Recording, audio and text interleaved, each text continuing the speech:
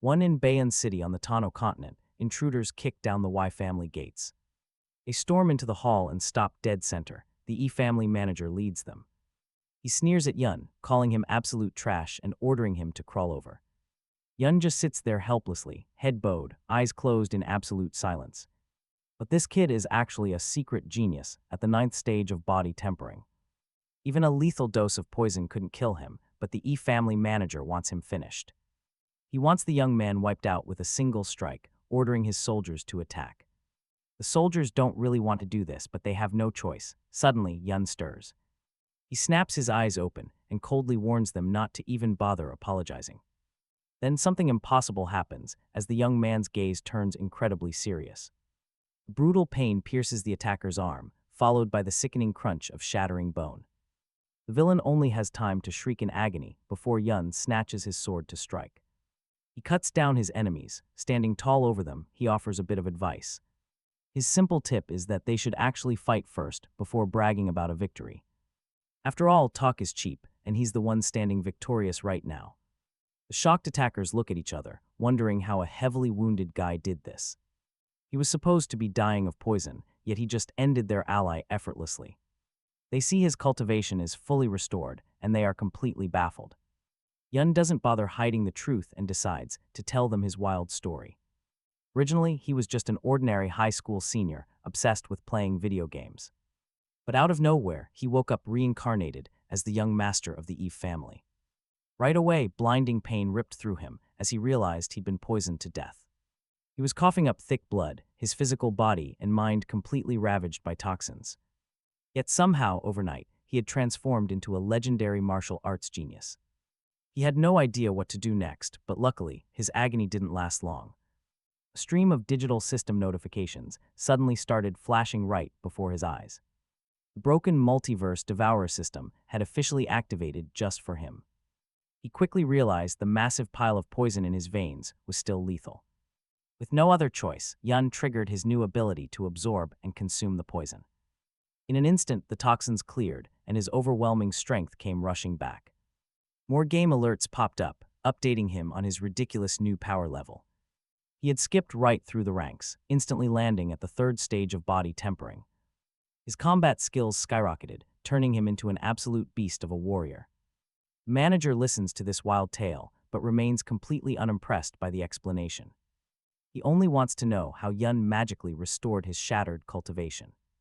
Yun replies that the heavens hate trash like them, granting him a massive cheat. He calls it the ultimate golden finger, leaving the attackers totally confused. They have absolutely no idea what he means or what he plans to do to them. Yun tells them his body is still recovering, making him pretty physically exhausted. Because of that, he wants to wrap up this fight as fast as humanly possible.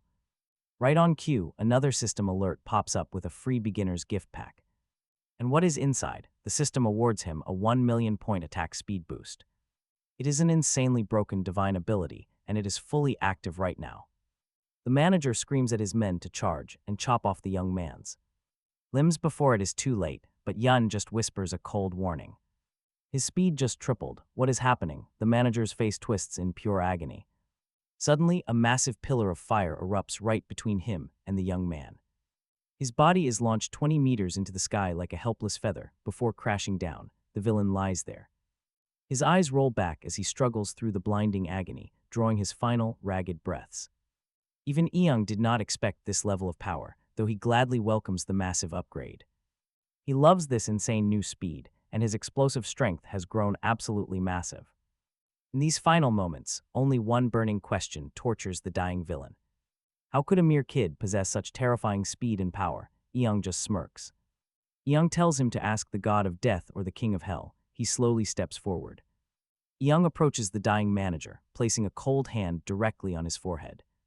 He begins to cultivate, draining every drop of the enemy's leftover energy. A final look of terror freezes on the villain's face while Eung works. A system notification pops up, absorption successful, cultivation level increased. The only surviving servant drops to his knees, weeping and desperately begging for mercy. Eung's character panel appears. He has reached the 3rd stage of body tempering. He is practically invincible now, with an attack speed of 1 million. Deep in the desolate Black Moon Mountain range, only deadly birds of prey circle the skies. Suddenly, snapping bones, agonizing screams, and heavy blows shatter the quiet canyon. It turns out Eung is out here pushing his limits, training his strength and cultivating. This time, he is testing his raw power against a brutal target. He's taking on an entire herd of giant wild boars with his bare hands. Once the dust settles, his endurance is running dangerously low. He reaches out. He touches the massive carcass of the dead boar and begins to drain its beastly power.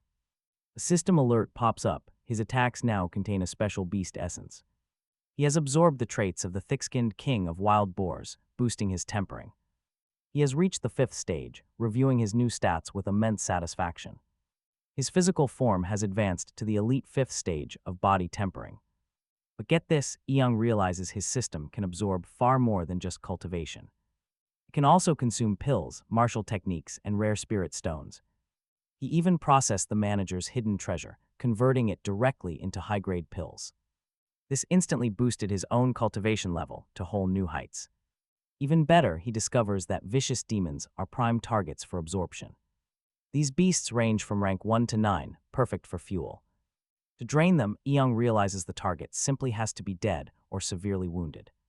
He is thrilled that he can also absorb inanimate objects to restore his stamina. This allows him to heal any serious wounds instantly. He also notices something else. The system possesses its own passive radar, keeping him out of unnecessary trouble. Just like that, an alert warns him of a demon herd 30 steps to the southwest. Eung immediately sets out to slaughter them and solidify his 5th stage of tempering. The entire herd is wiped out in a flash, yet Eung remains completely unsatisfied. He needs much stronger opponents if he wants his level to keep climbing. Late that night, he slips into the family estate, finding the backyard completely deserted. His neck aches slightly. He has drained so many demons that his powers are overflowing. Eung approaches the main family house, fully aware of his newly acquired massive strength. Even though his power shot up incredibly fast, he knows this is only the beginning. But even that was not enough. Once inside the courtyard, the young man learned that in order to unlock the inner circle, they needed all 3 clans. So Yeon decided to put off his new cultivation methods. Tomorrow would do, but wait, looking out the window, he caught sight of something unusual. It was a legendary sword, the ultimate dream of any warrior. But right then, a cold voice interrupted. Servants from the Eve family demanded to know how he dared to slaughter their people. Their eldest son stepped forward to crush him. As a 6th-stage fighter, Yikun was no easy target. Still, Yeon prepared for a brutal battle. The villain was shocked to see his deadly corpse poison failed to kill him. Yet he was glad the boy survived. Now he could crush him personally. Dropping his sword, he told Yeon to pray. He wanted to tear the young master apart with his bare hands, but when their fists collided, the villain instantly realized his fatal mistake. How did this kid cultivate to such a tier so quickly? With a few quick, precise strikes, Yeon shattered his bones. The match was over in seconds. The remaining servants rushed in to save their boss. Blades drawn, they pounced on Yeon, but our hero did not even blink. He grabbed the rushing enemies, shattering their bones. A gruesome scream of pure agony tore from the main villain's mouth. Blood in his eyes, he screamed his threat, but Yeon promised to break everything. He snapped both limbs, leaving him screaming. The broken villain knew his time was up. Still, Yeon remained cold. Ignoring the pathetic whimpers, he moved with ruthless, cold-blooded precision. The desperate servants yelled for their boss back. Yeon did not mind. He gladly gave them what they wanted, tossing the crippled leader high into the air. Yeon ran him through with a sword before kicking the corpse back to them. He realized he had passed another trial. He had no master plan. They were basically serving themselves up as free experience points to help him grow. This was almost too easy, but suddenly a servant ordered the rest to capture him. They wanted Yeon alive. But watch how insanely fast our hero responds as he silently blurs out of existence. He was in the air, then on the ceiling, and then right behind them. The guards panicked in sheer terror. Deep down they knew not a single one of them would survive. With godlike speed, the young warrior materialized right in front of them. Armed with a sharp blade, his 5th-stage tempering power was about to prove absolute overkill. Within moments, he slaughtered the entire squad, breaking bones and scattering bodies. The paralyzed leader watched the massacre in absolute horror. He could not believe how easily his elite squad got wiped out. Shattered and broken, the boss lay helpless. As Yeon approached, the villain could only whine, begging him to stay back.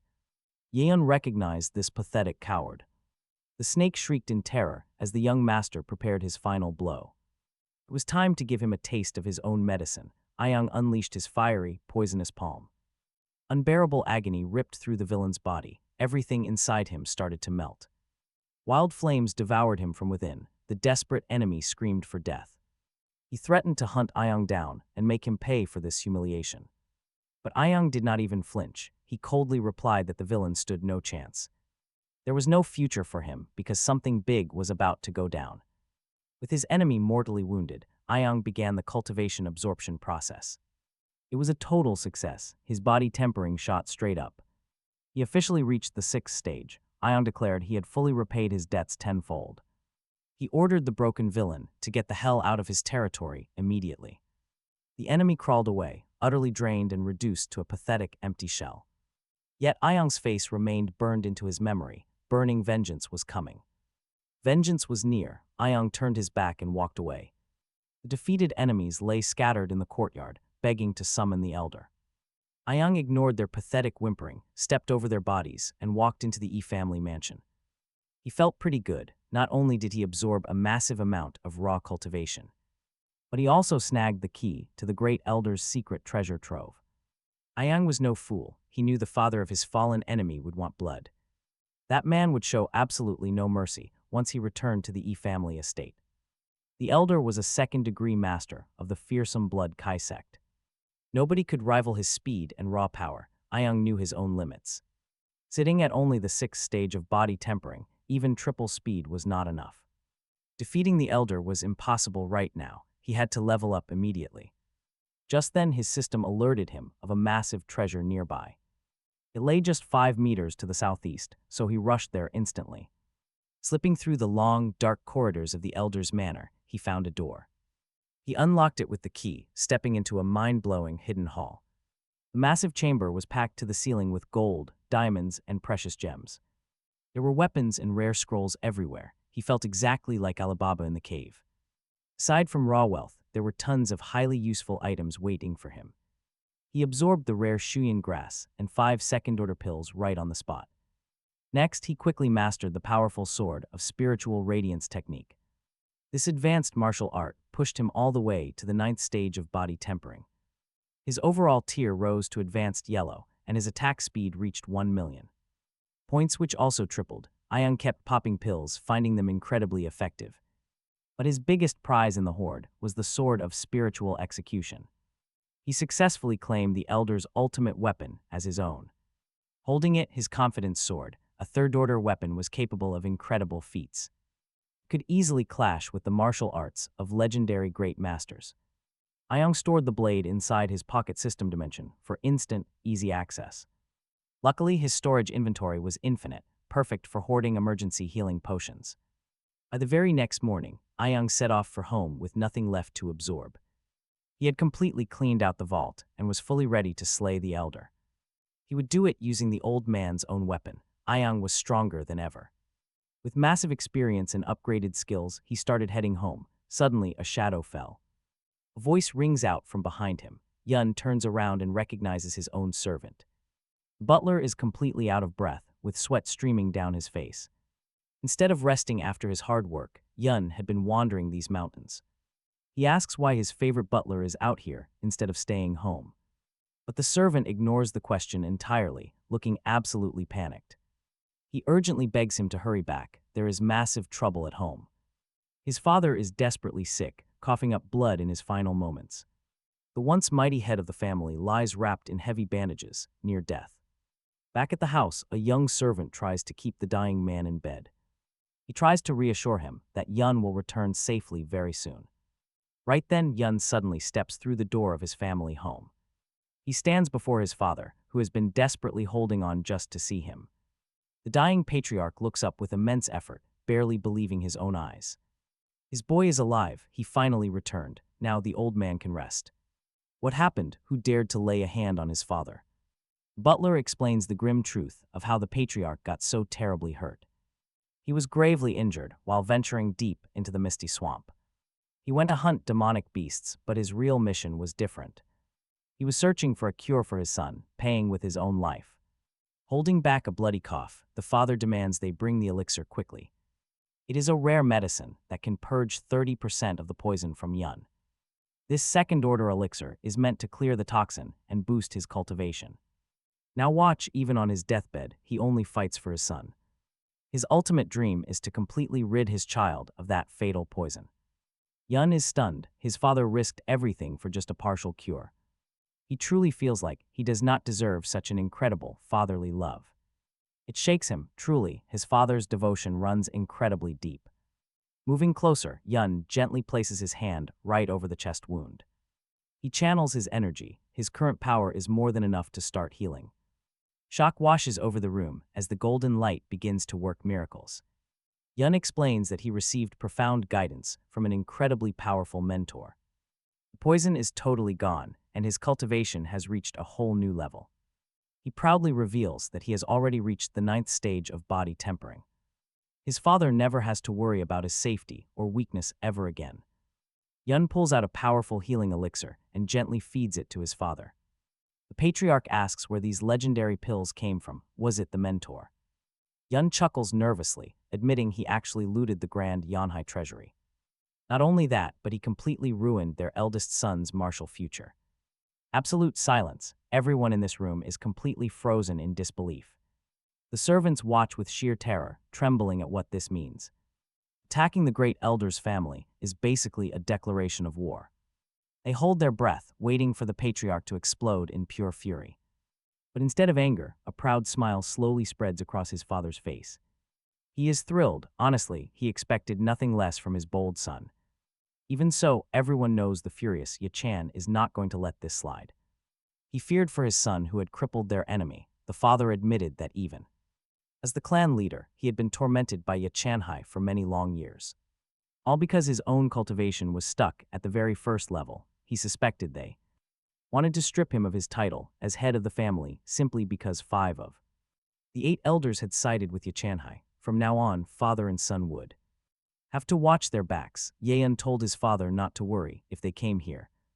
He would personally make sure nobody left alive. Suddenly, the heavy doors of the house flew open as gray shadows filled the threshold. The cloaked strangers shouted that the Grand Elder had ordered the entire family to assemble immediately in the council hall, and absolutely no one was to be late. Meanwhile, tense meeting was underway in the council hall. Word had spread that Yeon had not only thrashed their servants, but had also tortured the young master, breaking his arms and legs. They even claimed the boy stole the treasury key, looting everything and now faced the death penalty. Hearing these lies, the furious elder Yachanhai roared that he would tear the brat to shreds and make him pay for all the trouble he had caused. 2 hooded strangers in cloaks listened closely to the chaotic council meeting. The second elder spat curses, outraged that Yeon dared to raise his hand against his own kin, calling him an insolent scoundrel. Suddenly, a violent blast of wind, dust, and smoke ripped through the room, throwing the startled elders into corners. The entire hall was left in utter shock, wondering who dared cause such chaos. Then, Yeon stepped forward, coldly declaring that they were the ones who attacked first. One of the elders stared down the young man with pure, burning rage. Yeon refused to bow, showed him absolutely no respect, and had completely slipped from his control. He had to be taught a lesson, but Yeon remained completely unfazed and boldly accused the Grand Elder of breaking their own laws. He yelled right in the faces of the council that they were worthless, completely unfit to rule in his father's place. The elders looked back and forth between the Grand Elder and the young man, completely bewildered by what was happening. Yeon stood his ground entirely confident. He stared down the council and waited for their next move. The young man's father arrived just in time to stand by his side. Yeon smirked, declaring the show was about to start and reveal the real villain. Ye confronted Yachanhai, demanding to know why he was starting a rebellion. Instantly, an uneasy murmur rippled through the rest of the council, filled with nervous laughter. The elders believed that Ye could lead them without real strength. That's when Yachanhai threw his hands up, shouting that the title of clan leader belonged only to someone truly capable. Instantly, several corrupt elders raised their voices, Agreement swearing their allegiance to the Grand Elder instead, but soon. They admitted the truth, their families were being held hostage, forcing them to obey his orders. The Grand Elder spat at Yewung to execute his own son if he wanted to save his own skin, but Yeon did not flinch, telling the old man that if he truly wanted the throne, he should step up and prove his power. Yechanai sneered, absolutely convinced that the boy was a total nobody, and calmly waited for his death. The young man thrust his hand forward, striking the elder with a fiery, poisonous blow. It was the deadly palm of Dark Wind, leaving the crowd watching in absolute horror. He is actually matching an elder who reached the second tier of cultivation. The young warrior effortlessly shows off his power, laughing right in the old man's face. He keeps teasing his opponent, promising he has plenty of brutal surprises left to show. Staring down his furious opponent, the boy bellows a single, commanding word. He calls for his sword, and instant dread washes over the elder's face. The old man recognizes the blade, knowing it can easily slaughter anyone. Dumbfounded, he gasps out in disbelief, asking how this could even be possible. Panic screams erupt from the crowd, but the elder is already a corpse. His lifeless body hits the council room floor, with the young master standing victoriously over him. He mockingly asks how it feels to die by his own stolen weapon, but then everything changes. Suddenly, the ground ruptures as stone fragments explode in all directions. Glass rains down as fire and lightning merge into a chaotic storm. An incredibly powerful opponent slams Yeon down, roaring in pure, unbridled fury. He accuses him of crippling their son-in-law and murdering their esteemed elder. The mighty Yang family will never overlook this offense, and they demand absolute blood. Everyone realizes these masked, hooded attackers must belong to the rival Yang clan. Their true motives remain a mystery, but Yeon slowly stands, reassuring his worried father. He steps forward to face the intruders head-on, completely ready to crush them. He knows the Yang family is one of the 4 legendary powerhouses in Xinjiang. These tyrants do not just want an alliance with his clan. They are demanding that everyone abandon their surname and submit as loyal servants. Yeon scoffingly admits that he finally understands why the dead elder was so arrogant. The old fool was just trying to suck up to the powerful Yang family. But Yeon's family will never bow their heads or throw away their pride. The masked stranger roars that if the boy does not immediately slit his own throat, his helpless father will be brutally executed right in front of his eyes. The other hooded assassin eagerly begs to slaughter this arrogant young kid right now.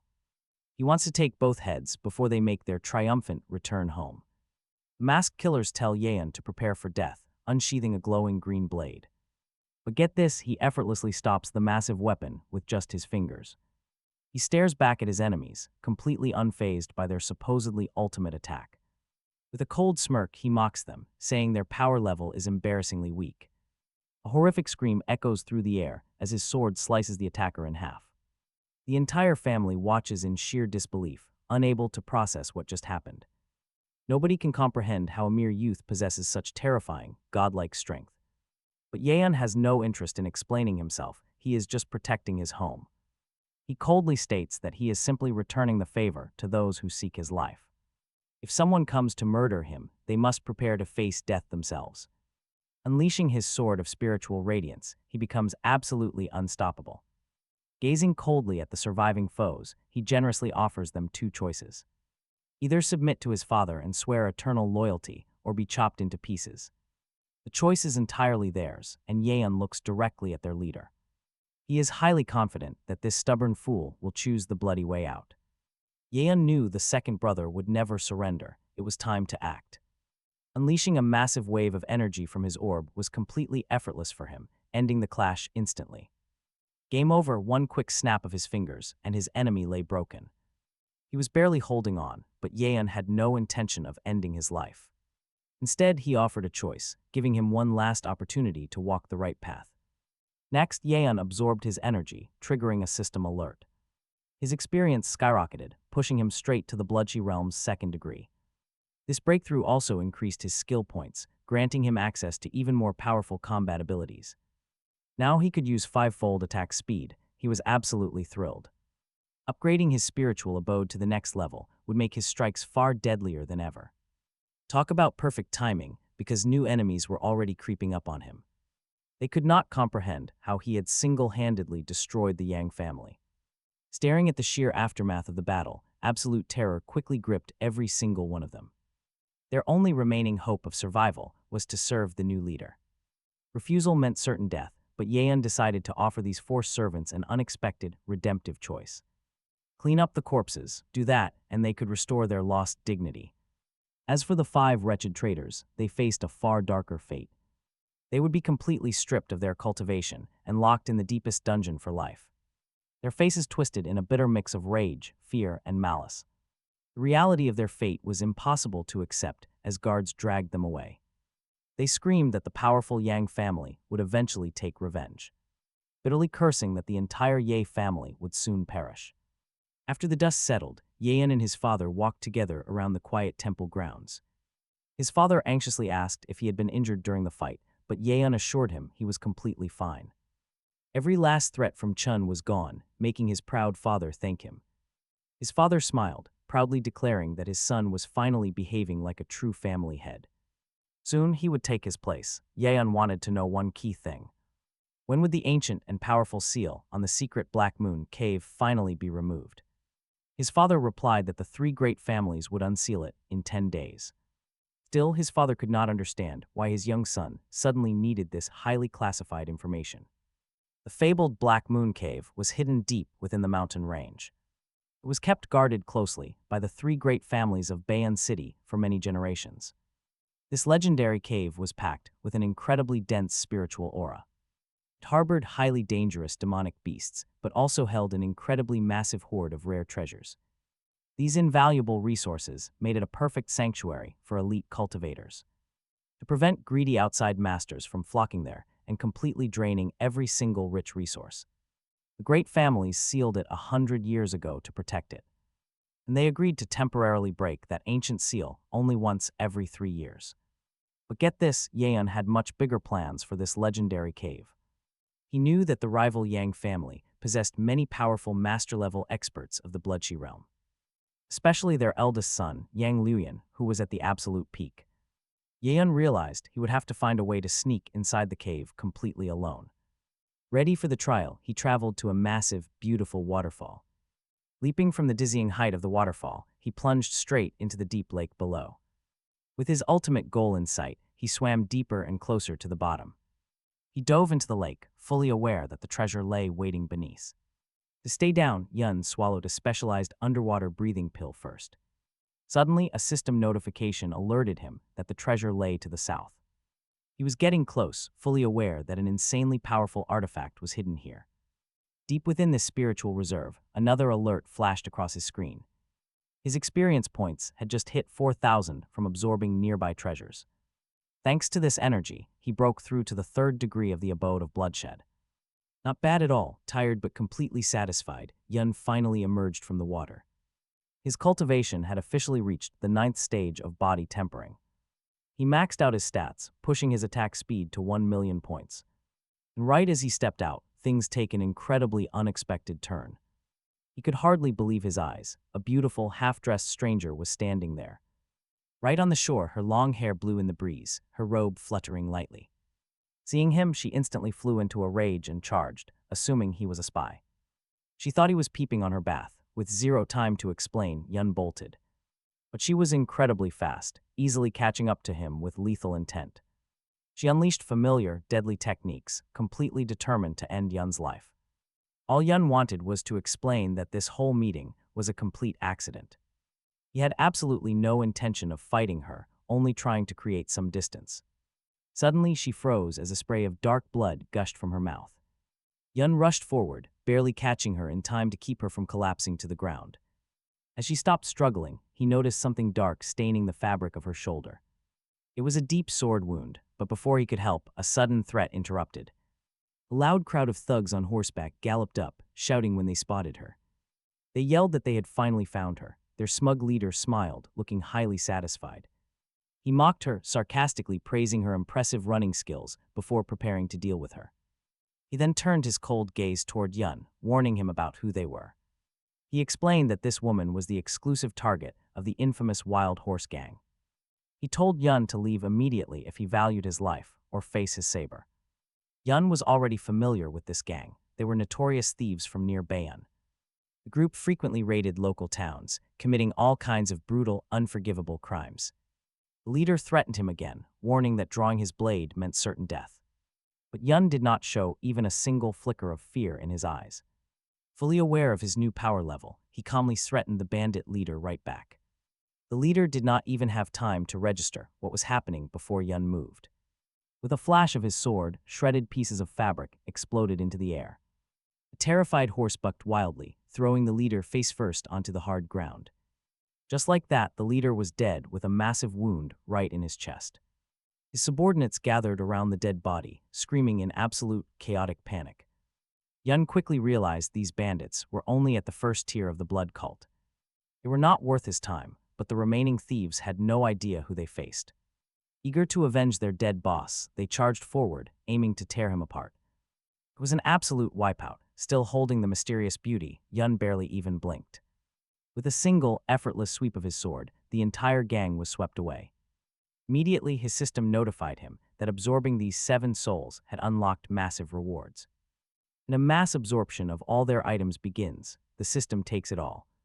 Converting everything into a massive wave of experience points, Yeon is completely shocked. That the system can process it all at once, saving him immense time. He happily exploits this broken skill. Draining the fallen gang members allows the young cultivator to break through to level 4. He is absolutely thrilled that, despite all the interruptions, he still secured enough experience to rank up. With his new power, Yeon leaves the gorgeous girl by the lake and heads off. But she quickly catches up, eager to apologize and thank him for his help. She now knows it was Yeon who saved her life and healed her wounds. Curious, she asks for his name and hometown. The young man introduces himself, explaining that his name is Yeon and he hails from the city of Bayon. Wiping out the wild horses gang was satisfying, since they were nothing but scum. It turns out the girl is a disciple from the prestigious Kaelwan sect. She traveled here with her elders to scout talented new recruits. Seeing Yeon's incredible combat skills, she wants to recruit him as her disciple. But before she can ask, emergency fireworks suddenly paint the night sky. Yeon instantly knows this means serious trouble back home. He bolts toward the signal, leaving her behind as she frantically shouts after him. "Hey, where are you going? Wait for me." Yeon races back to his family manor. Dead guards are scattered across the blood-soaked courtyard, and the young man quickly corners a surviving servant, demanding to know who dared attack his people. Just then a harsh voice calls out, shifting his attention. Armed intruders confront Yeon, accusing him of murdering the messengers and ruining the marriage alliance between the Ya and Yang families. Standing there is Yongking Mu, the arrogant chief steward of the Yang family. He sneers, calling Yeon brave for a pathetic loser who lost his cultivation. Suddenly, Yeon's father suddenly forces his way through the enemy crowd, heavily wounded in the shoulder. He locks eyes with his son and desperately screams for him to run. Staring at his bleeding father while hearing them call him a crippled loser, Yeon's gaze turns incredibly cold as his eyes harden with a serious, lethal intensity. The enemies arrogantly offer him a quick death, but Yeon unleashes his power. His lightning-fast strike leaves the intruders completely speechless. They thought he was a useless cripple. Even Yeon's father watches in absolute awe, unable to comprehend what kind of godlike skills his son is actually using. The remaining intruders try to stall, utterly paralyzed with fear, while their crippled leader screams in agony. Yeon casually slides his sword back into his scabbard, mocking the Yang family for being so slow on the uptake. The terrified survivors whisper in panic, wondering how any of this is possible. They did not even see him draw his blade. How could a loser suddenly become this insanely strong? Ignoring them, Yeon rushes over to his father, checking on his wounds to make sure he is all right. An powerful hidden observer watches their emotional reunion in silence, realizing that while this kid is only at the 4th level of the blood abode, his martial arts mastery is terrifying, easily rivaling the top geniuses of the prestigious Yang clan. Suddenly, Yeon senses a sharp, hostile glare locked onto him. Facing these strangers, Yeon stood ready for anything. He would not let this slide. Manager Yang turned. He eyed the young man with absolute contempt. He sneered that nobody cared about Ye's death. Weaklings deserved to die. But if Yeon joined the Yang family, his own people's safety was guaranteed. The sheer arrogance left him speechless, offered mercy by this guy. Was he even worthy of saying that? Manager Yang warned him to stop acting cocky. He demanded to see real strength, immediately drawing his sharp blade to strike. Unleashing the lethal Ching Hong technique, he lunged forward. Yan readied his own weapon. His spiritual execution sword flared, but before they could clash, the sky split wide open. A mysterious old man suddenly materialized between them. The old man spoke calmly, telling both rivals to freeze and listen. Manager Yang gasped. It was Elder Chu, a first-level master of the Supreme Abode. The crowd gasped. They knew the legendary Kai Yuan sect was highly prestigious. It was a famous sanctuary, home to elite, royal-level masters. Elder Chu announced he had traveled here simply to repay an old debt to Mr. Yun. And beyond that, he wanted to personally invite him to join their ranks. Shockwaves rippled through the crowd, an invitation to the Kai Yuan sect. They only accepted new disciples once every 100 years. Their entrance standards were notoriously brutal. No one got in on a whim. But Mr. Yun calmly declined, stating he preferred a simple life of teaching. Refusing a golden ticket, unheard of, Manager Yang's face twisted with rage. Losing all control, he charged at Yan, screaming that he was courting death. He never reached him. Elder Chu blocked Manager Yang with a casual hand wave. He quietly asked the manager if he truly understood who he was dealing with. Take another step and you become a personal enemy of our sect.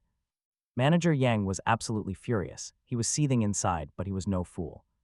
Making an enemy out of the mighty Kai Yuan sect simply meant instant death. Elder Chu agreed to overlook today's insult, but issued one final warning. If you ever set foot in this county again, your head rolls. Yeon watched in silence. He did not interfere, not yet. But just as the manager turned to flee, the young man called out. Hold on there, who said you had permission to walk away? You need to leave the hand that struck my father right here. With the terrifying elder standing there, Manager Yang had absolutely no move. He wanted to resist, but stopping this young monster was now impossible. With a loud snap, his arm was shattered in the blink of an eye. All he could do was scream, glaring back with absolute hatred. Yeon remained completely cold and unmoved. He just looked down and smirked. Wait, did I get my hands mixed up? Let me fix that. Another sickening crack followed. Now both arms were broken. Absolute bad luck. Elder Chu just watched, warning the mangled manager to stop resisting. Seething with absolute fury, the manager swore he would remember this humiliation. I will make you pay this back twofold, I swear it. Yeon just watched his opponents flee, dusting off his hands with satisfaction. As the cowards scrambled away, the injured father slowly turned to him. With heartfelt thanks to the elder, smiling, the old man reassured the father, saying that the young girl Yeon had rescued this morning wanted to thank her savior. He turned to the young master with deep respect, expressing his own gratitude. Then he invited Yeon to train at the prestigious Kelwan sect in the future. As a special token of appreciation, the elder handed the young master a beautiful brooch. It would grant him direct entry to the upcoming exam. Yeon accepted it gratefully. Yet his mind was elsewhere, focused entirely on the secret cave of the Black Moon. It would unlock very soon, meaning he absolutely could not leave just yet. Staring at the cavern entrance, a satisfied smile played on his lips. Yeon explained he wanted to rapidly increase his strength. To raise his cultivation quickly, he absolutely needed to gain massive experience points. Though he would eventually leave this place, this brooch secured a very good alternative path. The elder warmly agreed with him, fully backing his brave decisions before taking his leave. A group representing the injured victims approached Yeon and his father.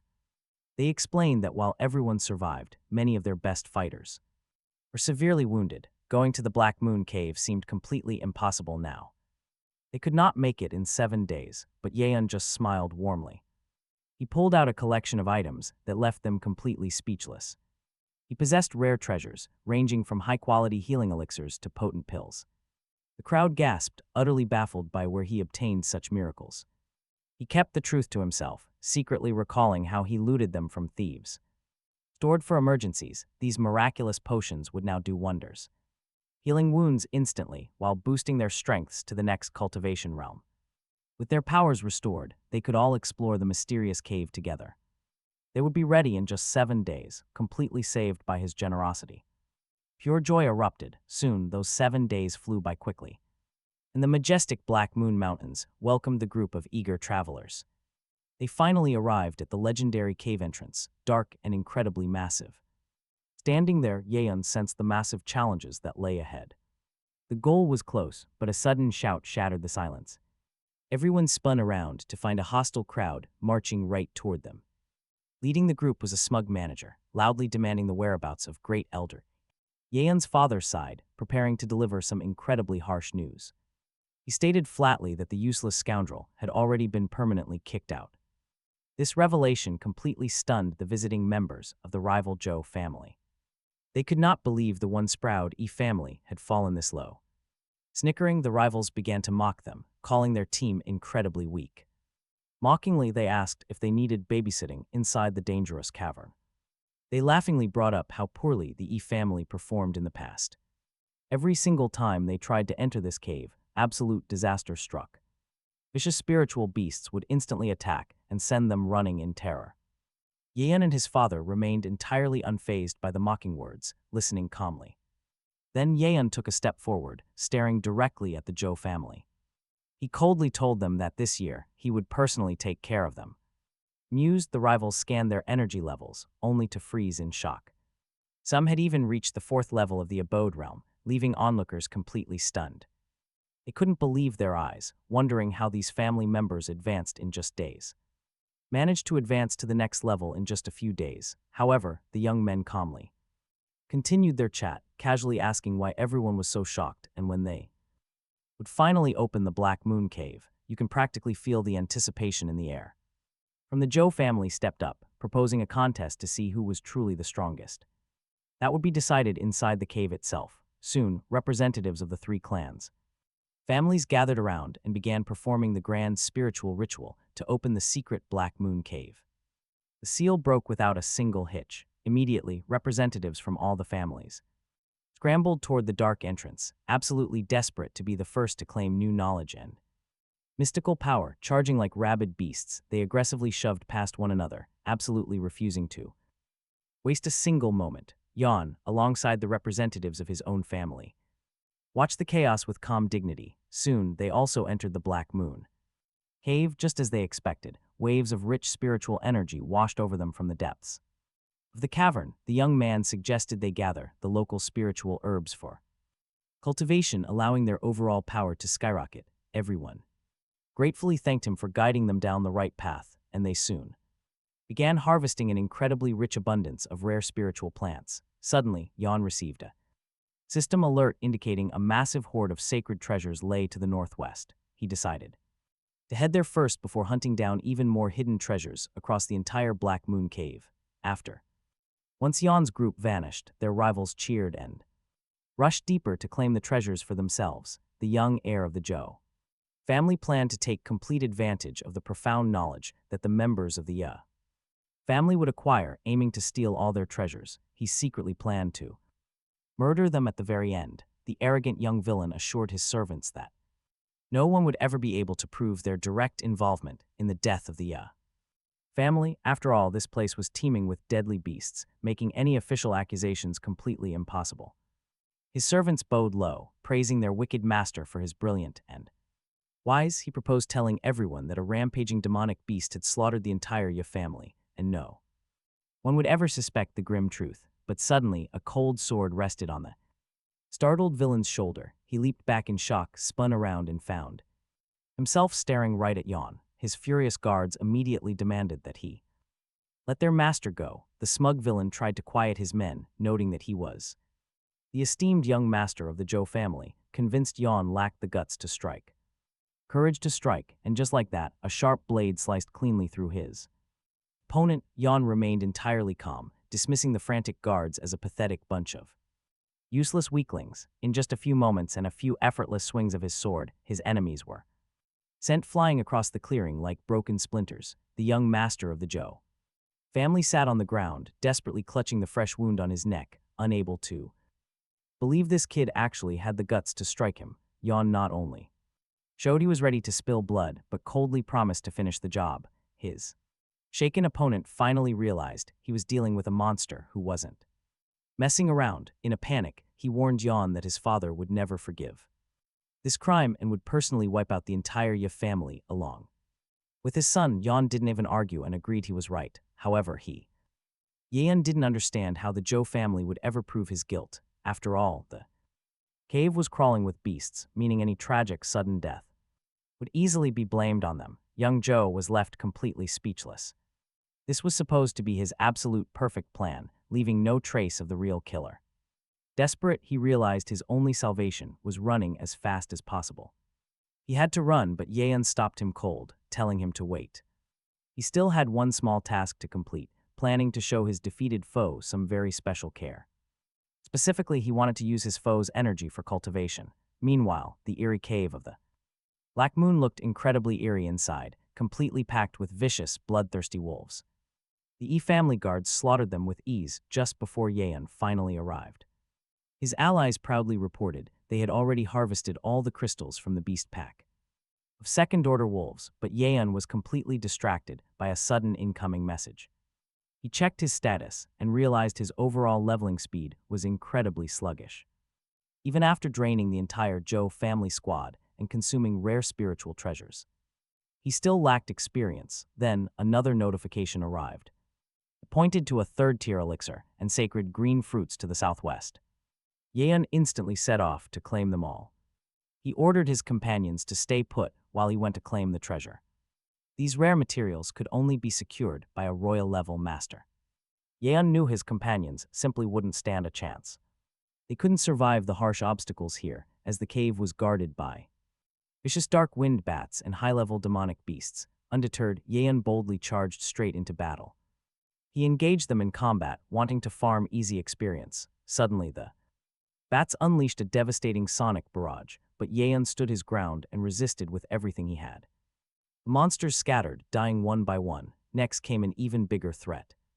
A horde of third-tier, black-scaled crocodiles blocked his path, starting a fierce battle.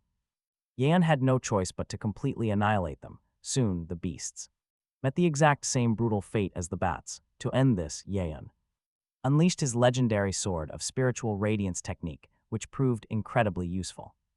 Through sheer power, relentless skill, and pure determination, he wiped out every last crocodile, finally reaching the cave's deepest floor. He paused to rest briefly. After absorbing all the fallen monsters, the system notified him that his stats increased by 500,000 experience points, instantly boosting his overall cultivation rank by 2 entire levels. With the beasts cleared, it was time to collect the green fruits. Suddenly, the dark cavern lit up with a brilliant crimson glow as a massive fireball shot directly at Yan. New rivals leaped out, demanding that he surrender the sacred fruits immediately. They warned him to leave immediately if he valued his life, but Yan calmly asked if they truly believed they could scratch him. They sneered at his arrogance, vowing that this loudmouth's life would end right here. One enemy lunged forward to initiate a fight, but lacked both the necessary speed and overwhelming power. With a casual flick of his wrist, Yan unleashed an immense shockwave that sent his opponents crashing violently into the walls. It was an effortless victory, and Yan warned them he would execute young Master Chen if anyone dared lay a single finger on what rightfully belonged to him. Even if he did not understand how his attack failed, he refused to give up, continuing to spit furious threats. Popping a strange red berry into his mouth, he unleashed something truly terrible. Instantly, the young rival morphs into a raging, fiery red monster, radiating pure, suffocating power. With this massive surge of energy, he was absolutely certain the young master of the Yi family was doomed. The servants whispered among themselves, fully convinced the young master was completely finished. He could not survive now that their master had consumed a second-grade blood elixir. The pill tripled his raw strength, and the crazed villain barked out one final offer. He would spare Yi Yun's life, but only if the boy knelt and called him father. But Yi Yun stood completely calm, letting the desperate fool enjoy his final moments of life. He already knew exactly how to make this monster run away crying. Meanwhile, outside the cave, dramatics were unfolding right at the entrance of the Black Moon Cave. 3 powerful patriarchs stood waiting anxiously for their sons, eagerly anticipating the return of their prized heirs. The patriarchs openly mocked the head of the Yi family, asking why he was so quiet. They smugly asked if he was sweating over his son's safety inside the treacherous depths. After all, with so many vicious beasts crawling inside, escaping without injuries was nearly impossible. Even if they managed to avoid the monsters, rival squads would surely slaughter each other. They would tear one another apart for the ancient treasures, and the fathers rejoiced. Convinced their sons would easily crush the supposedly weak Yi Yun, they smirked. If the boy died, they muttered, only his own pathetic weakness was to blame. They casually hoped the Yi family head wouldn't hold a grudge over the brutal outcome.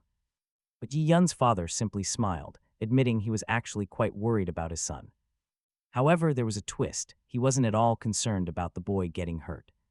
He was only worried that his son would have too much fun torturing his rivals.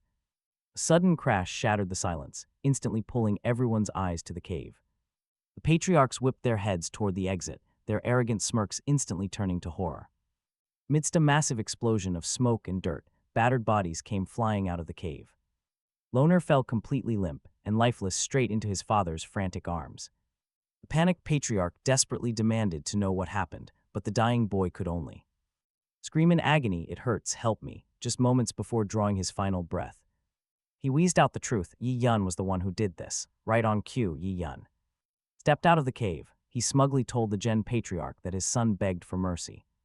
So out of pure kindness, the young master agreed to carry him out of the cave, just so the boy could look his father in the eyes one last time before dying. A look of absolute murderous fury twisted the face of the Gen family head. He roared that he would rip Yi Yun apart. Instantly, all the other patriarchs leapt up. They aggressively demanded answers. Why was his squad the only one coming out alive? Where were the disciples of the Zhou family? But Yi Yun only smirked, completely unfazed. He smugly told the Zhou patriarch that he had tried to take special care of them. Unfortunately, the trial proved far too dangerous, and his precious son didn't make it out. The furious Zhou patriarch called Yi Yun a wretched brat, pointing an accusing finger. He screamed that the boy must have used some cowardly, underhanded trick to murder his son. The outraged leaders prepared to strike, eager to execute the troublesome young master. They knew leaving him alive meant a monstrous threat to their families in the future. But before they could move, Yi Yun's father stepped forward, his cold voice cutting through. He ice-coldly asked the Zhou patriarch if he was planning to openly violate the rules. The head of the Zhou family roars in anger, swearing that today he will slaughter this cocky brat. He means the young master of the Ye family, but Yun does not even blink. If the Zhou family chief refuses to play by the rules, then Yun will not either. Before anyone can even process his words, Yun moves like lightning, grabbing the old man. His hand clamps onto the elder's throat, sending a wave of absolute horror through the leader. Watching from the side, Chief Gen shivers, realizing he has never faced such terrifying power. Yun slowly locks eyes with him, coldly promising that he is going to be next. But Chief Gen has way too much pride to back down, hoping to somehow defeat him. Too bad for him, because this fight is over before it even really begins. Yun draws his blade, striking with a speed that completely defies belief. The old chief cannot even comprehend how his own deadly strike was so easily dodged. Yun tells him straight to his face that he is just too slow to even compete. He keeps mocking the old man, asking if this is really the best he can do. With a sharp crack, Chief Gen's spear shatters into tiny splinters, leaving him utterly defenseless. Nearby, the Ye family servants watch in awe, completely amazed by their young master's power. Staring at his empty hands, Chief Gen finally accepts his grim reality. He mutters that he never imagined he would actually lose to a mere kid. But that is fate. For centuries, the three great clans lived in perfect harmony. Now the Ye family is tearing it all down, destroying the ancient balance. If the other clans unite, can they actually survive this onslaught? Yun smiles, telling Chief Gen that his deep fears are completely justified. Desperate, Chief Gen begs for mercy, swearing to serve the Ye family forever. Yun notes that they indeed enjoyed peaceful times for a very long time. But from this exact moment on, those peaceful days are officially over. There will only be one ruler in Bayan, and that is the Ye family. He exposes how the other clans used the secret cave to mock his people. Such insults can never be forgiven. With a cold gaze, Yun reaches out.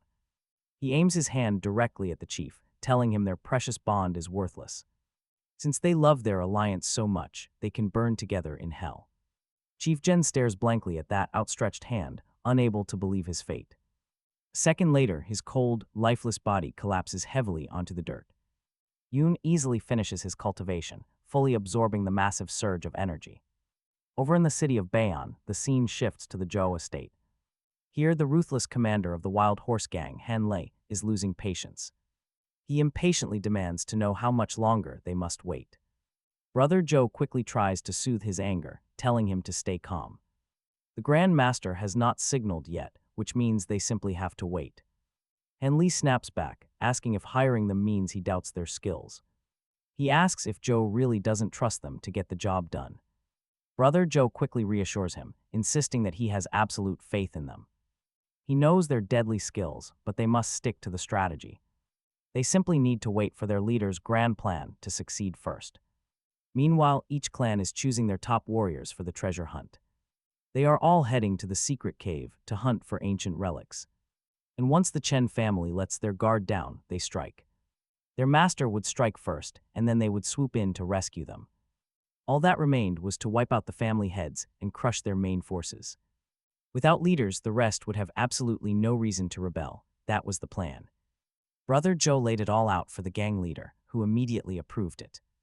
Still, the bandit doubted, asking how such wealthy, prestigious nobles could play so dirty. They are no better than bandits, but Brother Zhou insisted that the end justifies the means. Still, if the city authorities ever found out, they would need a fall guy. They would just force Commander Han to take the fall. The leader was satisfied. He told them not to worry. After all, they had already been paid quite well. With their pockets full, they would handle it. Slowly, the leader drew his massive sword. He warned them that his blade deeply craved blood, and once he started, nobody should stop him. Brother Zhou agreed, confirming that Commander Han would gladly help them wipe out their rivals. In fact, the commander would be absolutely thrilled if not a single soul was left breathing. Eyes burning with pure, murderous excitement, the leader nodded in total agreement. Today, he would show the whole world exactly what the Wild Horse Gang was capable of. Out of nowhere, Ye Yun appeared right before them, mockingly saying they stood zero chance. Wiping out the Ye family was impossible with their pathetic, low-level martial arts. Gripping their weapons, the bandits demanded to know where this insolent kid came from. Nobody had even noticed him slip inside. Instantly, they decided to kill him.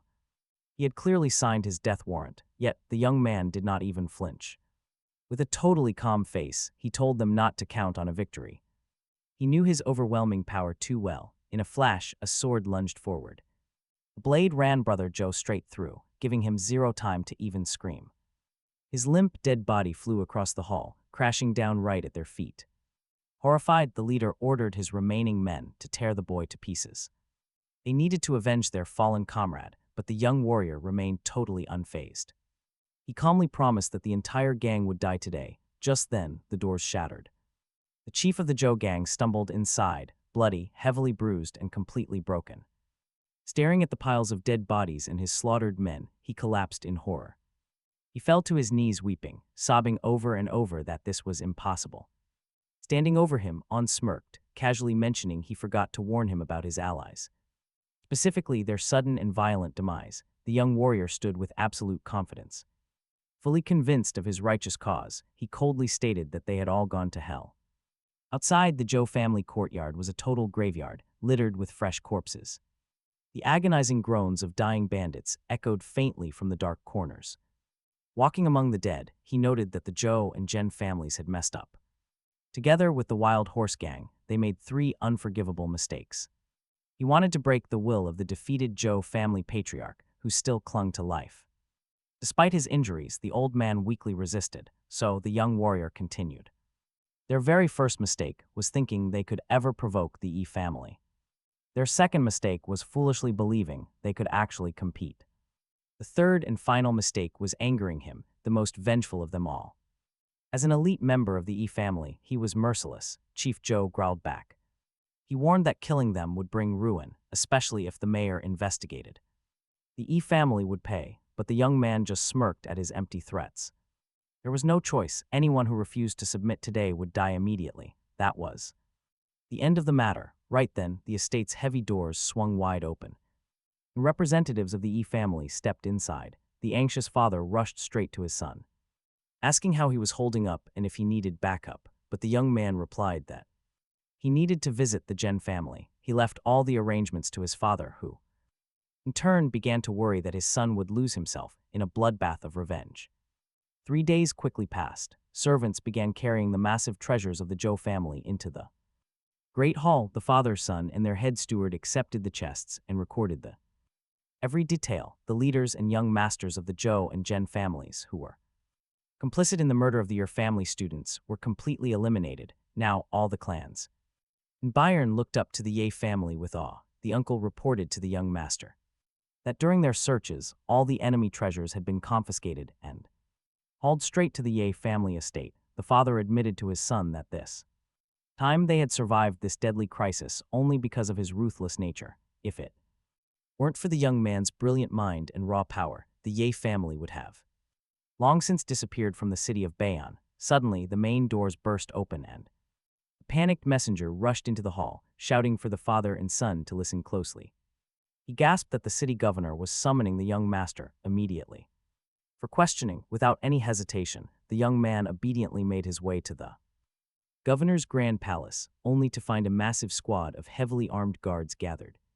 There he had never actually met the mayor face to face before. The young man bowed, introducing himself as a formal representative of the E family, and adding that he was honored to meet him. But at that exact second, sharp glass shards rained down from the ceiling. The young man did not lose his cool, and with the help of his surging inner energy, deflected every lethal piece. The very next second, filled with sharp anger, he turned to the city governor and demanded a clear explanation.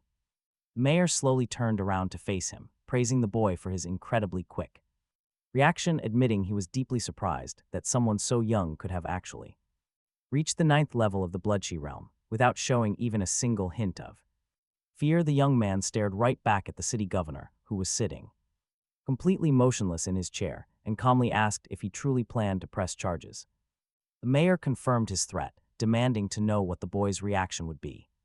The young man scoffed, asking if the mayor honestly believed the Ye family should have just stood by and let themselves be slaughtered. Yun declared that blind patience only turns people into laughingstocks, and if the mayor didn't even understand that, then this meeting was already over. In fact, the young man boldly suggested that maybe it was time for a new city governor. Thick tension instantly choked the room, as both glared at each other murderously. But then, the mayor suddenly turned to his daughter, asking her to hand him his eye drops because he was feeling unwell and struggling with terribly dry eyes. Once he recovered, the mayor turned back to the young man, quietly confessing that he was actually standing on the very brink of death. His physical body could no longer handle using energy. He asked the young man not to laugh at him. The mayor then expressed his deep admiration for the boy's youth and incredible courage. Then he got straight to the point. He had absolutely no desire to interrogate the young man. His loyal subordinates had already conducted a full investigation and found he discovered that the Zhen and Zhou families conspired with the Wild Horse Gang to wipe out the Ye family. Ian listened closely to the mayor and asked why he was brought to the palace. The mayor looked down and continued, admitting he had a very personal favor to ask the young man. He wanted Ian to protect his daughter Yalan on her dangerous journey to the Kailan sect in Shenyang. The two youths shared a distrustful look. Neither of them liked this arrangement one bit, but Ian recalled what his family elder had warned him about that sect. Meanwhile, the mayor's daughter was furious. She ran to her father, begging him not to send her away. But her father replied that Yalan was no longer a child. It was time for her to stand on her own feet, as his health was failing him. He could no longer protect her. Besides, he had to admit that his daughter was already far more talented and stronger than he could ever be. Only at the Kailan sect would she ever be able to unlock her hidden potential and grow strong. Yet, the young master of the Ye family still hesitated. He still had not agreed to guard the mayor's daughter on this journey. Even so, Governor Fan urged him to join the sect for his own good. Sure, Ian was already strong, otherwise he could never have saved his family from all their enemies, but to become a true pillar of the clan, he needed a solid foundation. A sudden burst of raw power might temporarily hold off two great families, but it was just temporary. Soon other hostile clans would rise, and an even bigger threat would emerge. He would eventually face a foe he could not defeat alone. To truly protect those he loved, he had to join a sect. The governor reminded him that the world was full of martial arts masters, and Ian needed to choose a path and learn everything. While Ian trained, Governor Fan promised to keep the Ye family safe. In return, Ian had to keep Yalin alive and bring her home. But even after hearing this, Ian refused to budge. He flatly told the mayor that the Ye family was no longer weak and they did not need any outside help. That included Governor Fan's protection, which they rejected. This sheer audacity left Governor Fan stunned. With a sharp snap of his fingers, his guards instantly appeared, but before they could even blink, everything flipped. The Ye family warriors already had cold steel pressed against the guards' throats. Ian offered a mock apology to Governor Fan, explaining that his people were simply acting in self-defense. Yalin glared at Ian in absolute fury. But there was nothing she could do. Ian quietly praised his squad and thanked them for seizing total control of the mayor's manor. In mere seconds, outside the gates, a large group of loyal followers stood prepared to execute the young master's every command at a moment's notice. Having made his point, Ian turned to Governor Fan and his daughter, asking if they still believed his family required any protection. The mayor was completely speechless. His personal guards were all at the 7th level of the Qi bloodline, yet they were helpless, he had to admit. The Ye family now possessed a terrifying, unseen level of martial power. Those days of being mistreated with impunity were gone forever, and the governor knew it. He was wise enough to admit his mistake and realized he had completely misjudged Yi Yuan. Yi Yuan accepted the apology with dignity, calmly noting that there were indeed many great martial arts masters in this world waiting to test their power. But Mayor Fang was losing his patience. He realized he simply could not convince the young man to help, leaving him with only one final card to play. You would expect a fight, but the mayor literally fell and begged. Sobbing, he explained that raising his daughter had been incredibly hard, and now he needed to protect her but lacked the raw strength. The young man just could not stand the sobbing mayor, knowing he would likely give in. Mayor Fang literally soaked the robes of Yi Yuan with his frantic, tearful sobbing and relentless begging, vowing to cry forever if his desperate request was ignored. With absolutely no other options left, Yi Yuan was completely trapped. He finally had to give in, agreeing to protect the young lady. Instantly, the governor stood up and reminded him to keep his word, saying he was counting on him to look after Miss Fang. Then, a mysterious scroll materialized in the hands of the mayor, a precious martial art, a true family legacy. Every motion written inside unleashed a powerful, raw masculine energy.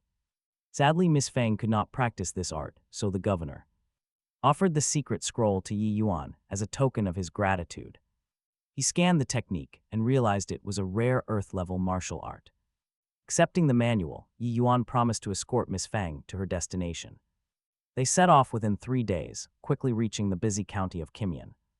This was where the Kalen sect resided. Soldiers gathered in a tavern, gossiping about why so many armed strangers were suddenly flooding the city streets. A local patron chuckled, explaining that it was not a mystery at all. The great Kalen sect was recruiting new disciples, drawing crowds from everywhere. As one of the top sects around, ambitious warriors were desperate to join. But get this, the entrance exams here were notoriously and incredibly brutal. Year after year, thousands of hopeful talents arrive, yet only a tiny fraction pass. Even surviving the trials only makes them an external disciple. External disciples get nothing, while elite internal disciples receive crucial cultivation resources. Yi Yuan overheard this gossip while eating lunch with Miss Fang. She giggled, teasing him about whether the rumors of the tough trials had actually scared him, and if he was secretly terrified of failing to join. Our young master, of course, did not feel even a shred of fear. Instead, a spark of pure excitement flared up inside him as they walked. The lively streets were packed, with massive crowds of hopeful warriors surging forward. All aiming to pass the entrance test, Miss Fang merely rolled her eyes, warning him not to get overconfident or drag her down during the trials. The Kalen sect itself was perched high atop the rugged peak of Mount Shinyu. Just reaching the entrance required overcoming a grueling, exhaustingly steep path. It meant climbing 1,000 stone steps under a relentlessly scorching sun. Yi Yuan figured this was the unofficial first test. The climb felt easy, making him wonder how the arrogant Miss Fang was holding up behind him. He thought about it. The girl could barely stand on her feet, absolutely drenched in sweat. She struggled to climb those stairs, her body trembling, while Yi Yun climbed effortlessly. His ease completely puzzled the girl. She honestly could not believe her own eyes. How was he overtaking her so easily? Reaching the top, the young man realized something. If she did not speed up now, she would never reach the peak before nightfall. Approaching her directly, the young man took her hand and offered some help. She did not expect this at all. Confused, she realized his sudden intention. He wanted to carry her in his arms, but how was that even allowed?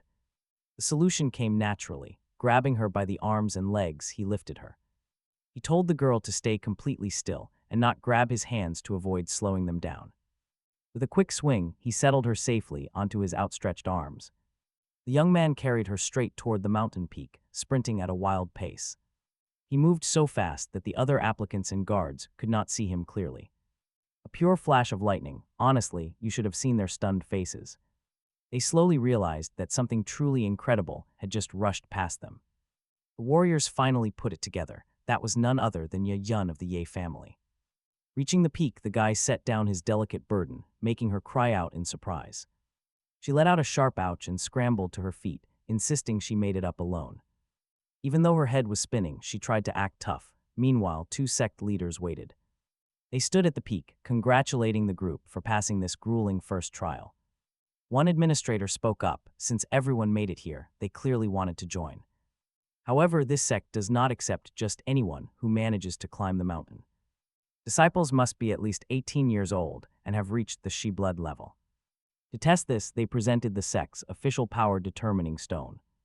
The magical stone instantly recognizes both age and cultivation levels. The crowd began to whisper, knowing the sect's entrance conditions were brutal. If that stone did not light up, it meant the warrior was rejected on the spot. There was no point in even trying. 2 hours passed in a flash. Every warrior who successfully passed the stone test was lined up in the courtyard. But they were quickly warned that their raw power must still be high enough. The examiner scanned the crowd. Exactly 40 people had survived the cut. All of them were now moving on to the next major stage of this exam. They stood lined up like dominoes, with absolutely no clue what they were getting into.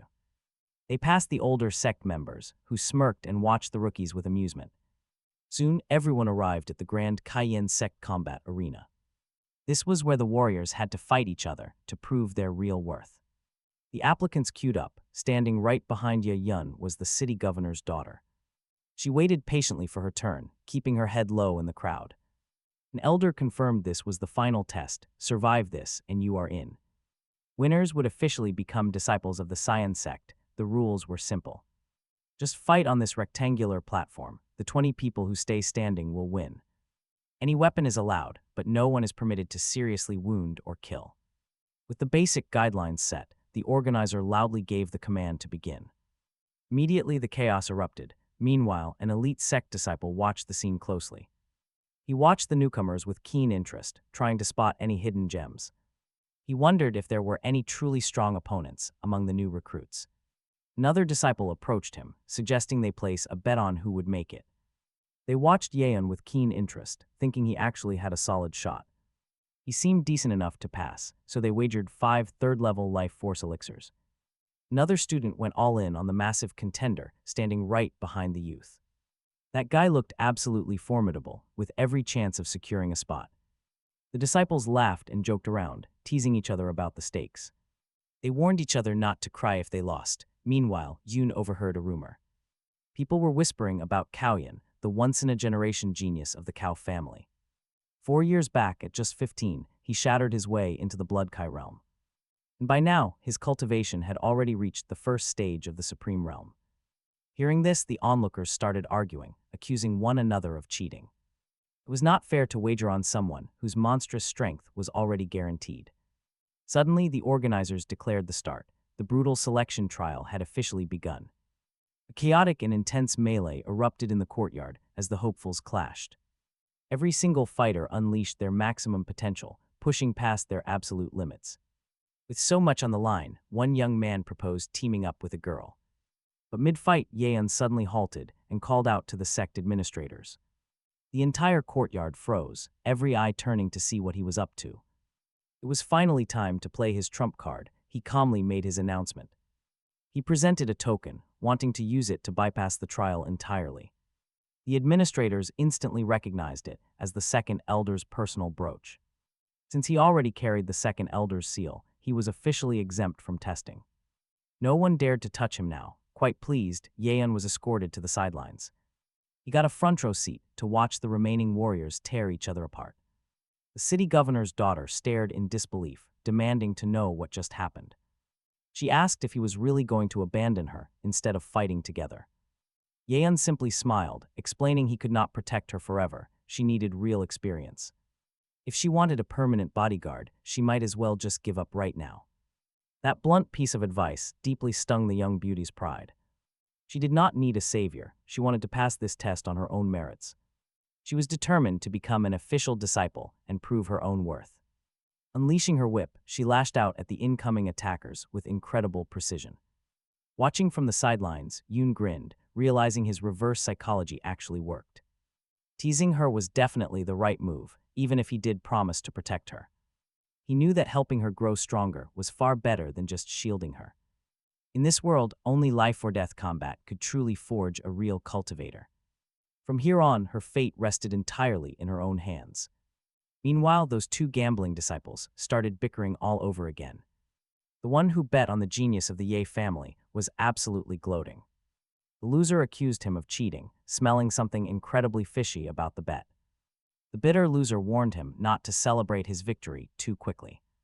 If Kaoyan managed to pass this test, the entire bet would end in a draw. Out in the courtyard, the brutal free-for-all reached its bloody climax. They fought like wild beasts, despite this being nothing more than an entrance exam. Young Fang had already defeated 5 opponents, with about 23 people left. As she kept fighting on the field, the pressure was mounting. But she was surprised to find her nerves completely gone after Yu Yun's encouragement. Spotting her next opponent, she decided this was the perfect chance to prove herself.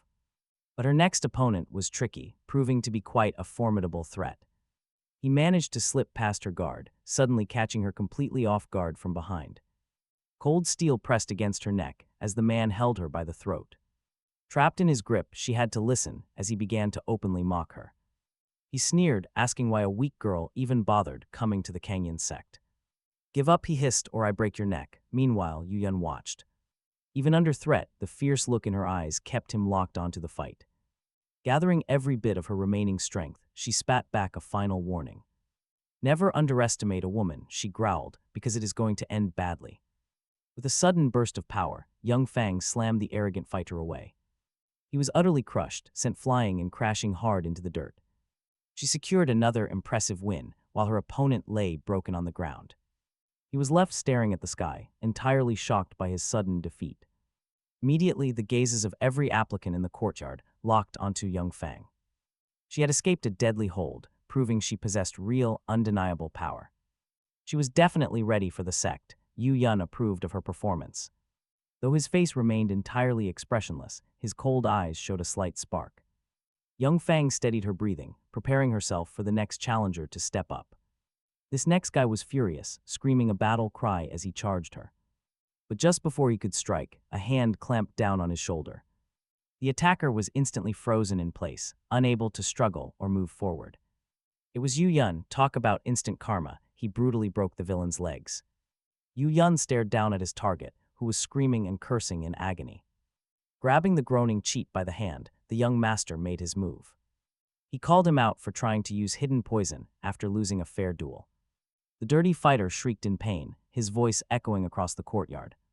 He desperately begged to be released, but Yu Yun spotted a strange mark. It was a black ink stain on his palm. Yu Yun said he despised cheats. He refused to share a sect with scum, leaving the villain completely bewildered.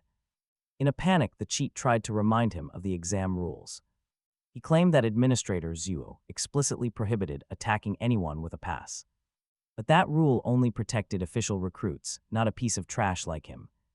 The terrified cheat kept crying out, hoping to find a loophole to save himself. He asked if Yu Yun would really murder him during a simple entrance exam. After all, killing was strictly outlawed. Yu Yun calmly nodded, agreeing with him. He admitted that Administrator Zuo indeed forbade murder. However, the elders never said anything about stripping away a person's cultivation. Since there was no rule against it, he was entirely free to act. Without a moment of hesitation, Yu Yun completely drained the villain's inner energy. He tossed the ruined, empty shell of a man onto the dirt. Up above, the Kangyan sect administrators watched this brutal display with keen interest. Without Yun shielding her, the young woman would have died instantly. They noticed him, the talented young representative of the Ye family.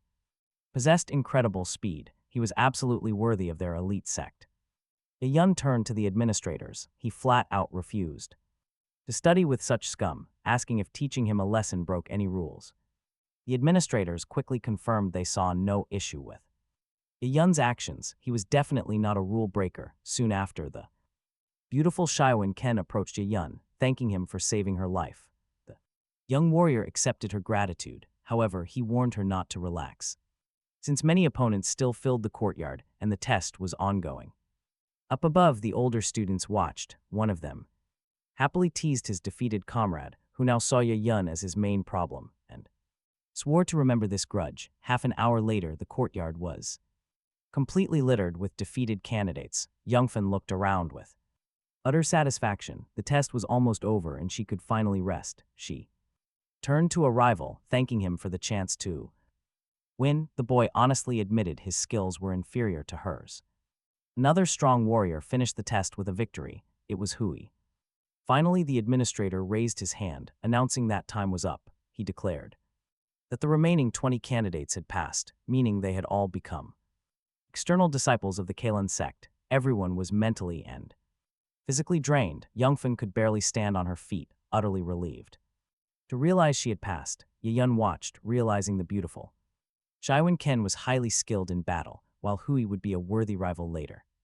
The administrator addressed the disciples, explaining he would take them to the assembly hall where they would receive their jade tokens and official insignia. He then explained to the newcomers that the sect had 7 great peaks, 36 secondary peaks, and 300 minor peaks. The 7 major peaks served as the core of cultivation, housing the finest resources concentrated there, but only inner disciples could enter. If an outsider snuck in, they would be torn to pieces. He also mentioned the Spirit Tempering Hall, the Treasure Vault, the Assembly Hall, the Arena, and the Pagoda. The Spirit Tempering Hall is divided into 36 isolated stone rooms in which incredibly dense spiritual energy gathers, allowing disciples to cultivate solitude. The Treasure Vault holds the sect's legendary treasures. It houses valuable collections of rare artifacts, elixirs, martial scrolls, and sacred weapons.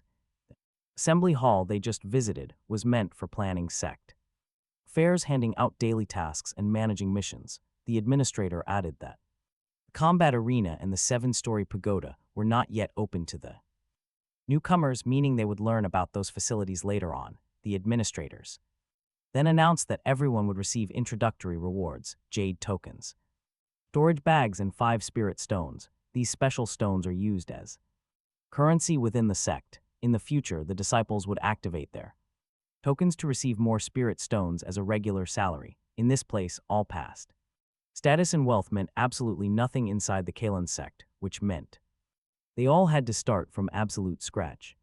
That means cultivation will be even tougher. One wealthy disciple even brought stacks of cash, but it was totally useless here. The administrator confirmed that every disciple starts from scratch, completely equal in the sect. Then he led them to the cave where the outer disciples would live. The boys were assigned to this damp cave, while the girls went somewhere else. The new recruits were completely shocked by how miserable the place looked. They never expected to survive in such Spartan conditions, but the administrator just laughed, saying that they could only move to the luxurious peak estates and enjoy comfort once they officially became inner disciples. The fresh recruits listened closely as the harsh rules were laid out. If they did not give up, trained like mad, and won the tournament in 3 months, they would secure their spots as inner disciples. Yun listened intently to each detail, quietly promising himself that he would dominate the coming trials. After weeks of grueling training, the young cultivator pushed his mind and body. Suddenly, a system notification popped up. He had reached 6,000 experience points. He also discovered that gathering spirit stones within a magic circle would boost his spiritual absorption 3-fold, yet there was a catch. Drawing in this power would do absolutely nothing to increase his experience. If he wanted to level up, he needed a different way to farm those stones. 5 days later, the mission hall administrator was fast asleep, completely drunk on cheap wine. Soon, 2 elite inner disciples approached his desk. One teased the other, asking why he was lurking around the hall. Was he completely broke? Fun grumbled that his last batch of 5 life force elixirs had cost a fortune. Without earning more spirit stones for another round, his progress would totally stall. But to his shock, a massive crowd of disciples was already lining up. For the exact same resources, no one could understand what was going on, or why the mission hall was suddenly packed to the brim. Then, an initiate leaned over and whispered some shocking news to Brother Fun. Apparently, a crazy new outer disciple was snatching up every single job and finishing them instantly. Because of this, everyone else had to line up hours early just to grab a task before the board was completely cleared out. New recruits are naturally weak, leaving them no choice but to work twice as hard. Fun scoffed at the rumor, noting that there were only 20 new initiates versus over 300 regulars. What was the rush? He still did not comprehend the situation. He had no idea that a single monster was capable knocking out nearly 100 missions in a single day, and yes, it was our guy. The administrator was absolutely livid. He chased Yun away because the kid kept showing up and ruining his peace while he was trying to drink. In a fit of rage, he grabbed a massive pile of spirit stones, hurled them straight at the boy, and barked at him to get lost. Happily gathering up his earnings, Yun smiled and promised he would be back tomorrow. The furious old man screamed after him, ordering him to stay far away because he wanted to sleep in peace without seeing his annoying face, but Yun just chuckled, hiding his true strength until the very last second. Suddenly, he unleashed a spark of energy, politely thanking the old manager. The nearby inner disciples were completely dumbfounded as they watched, realizing that grumpy old man Shu had just handed over a fortune. The young man took on a 7th level task out of the 10 difficulty tiers in Mission Hall. It was believed that outer disciples only handled levels 1 through 4, gathering herbs and hunting demonic beasts whose ranks did not exceed 3. Anything above level 5 was incredibly difficult, leaving everyone clueless. How this newcomer among the outer disciples completed so many level 7 missions. Who was he? Just then the elder announced that there were no more tasks for other students today, dismissing them all. The surrounding disciples glared at Yeon, their eyes burning with pure jealousy. Yeon completely ignored his peers, heading straight outside to start his next assignment, which seemed simple enough. All that stood in his way was a pack of 3rd rank storm wolves, beasts notorious for their deadly group combat. The young cultivator estimated there were about 30 or even 40 storm wolves, each as strong as their leader. The young man braced himself for action, knowing he only needed to slay 2 wolves to clear the quest, but the pack had other ideas and the rest charged in together. Yeon gathered his strength, bracing for a fierce battle, viewing these beasts as mere stepping stones on his journey to supreme power. Standing his ground, he unleashed his power on the wolves. Soon, a massive number of beasts lay dead, fueling the young man's cultivation experience. The warrior unleashed his brilliant Vajra style, though the outcome was not quite what he expected. He kept channeling the brilliant flame style, refining his moves until he successfully broke through to the 1st level of Grandmaster. Yeon noted that the brilliant Vajra style was truly worthy of being an Earth-tier art, showing incredible might. He realized that with his newly increased strength, he could easily take on an 8th level mission next time. Suddenly, an explosion erupted beneath his feet, sending rock shards, fire, and lightning flying into the air, and of course, a group of arrogant inner disciples surrounds him, demanding he hand over his demonic elixirs. Yeon was surprised, wondering how these inner disciples even knew his name. One of them smirked, replying that not only did he know him, but he also considered him his personal enemy. But since he lost a bet, he would spare the kid if he just handed over the demonic elixirs. Only then would he be set free. Yeon listened to the ridiculous offer calmly, even letting out a soft laugh at his foes. The other inner disciples urged Brother Fun not to waste words on the kid, but to just step aside. They were ready to silence him and strip him of everything. However, one of the inner disciples nervously warned them that they must not harm their fellow disciples. If the elders found out about this, everyone would face severe punishment, but she was told there was nothing to worry about. Disciples broke their arms and legs all the time during missions. As long as they kept quiet, nobody would ever find out what happened to Yeon. The group eagerly awaited the start of the beating, wanting to show Brother Fun exactly how they would break him. Surrounding the young cultivator from all sides, they activated. The spiritual cage seal, Yeon immediately felt the formation draining. His energy, realizing he had heavily underestimated his foes. Just then, one of the senior brother had likely never seen this sixth spiritual cage seal in action. It drains spiritual power to block escape, and every spell cast makes it tighter. The shackles only tighten. Being pinned down by 10 people like this is brutal. Under 10 opponents, the young man seemed to have absolutely nothing left in him.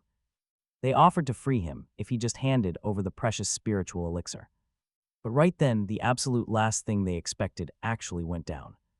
They truly believed this joint trap could hold him, but they were dead wrong. Unleashing his brilliant Vajra style, he shattered the heavy spiritual bindings instantly.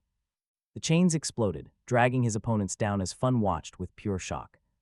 He simply could not comprehend how this supposedly weak trash did it. How could he have reached the powerful Grandmaster realm so incredibly fast? All the attackers now lay scattered across the dirty ground, completely broken. Desperate, Fun drew his sword and charged directly at the young man. But Yeon simply unleashed his tenfold attack speed to counter the strike. The blade shattered like thin ice, and Yeon instantly grabbed Fun by the throat. He promised to feed those arrogant words right back to him, lifting him high. He declared that Fun was doomed the very second he greedily targeted his treasures. Realizing his life was on the line, Fun finally felt true terror.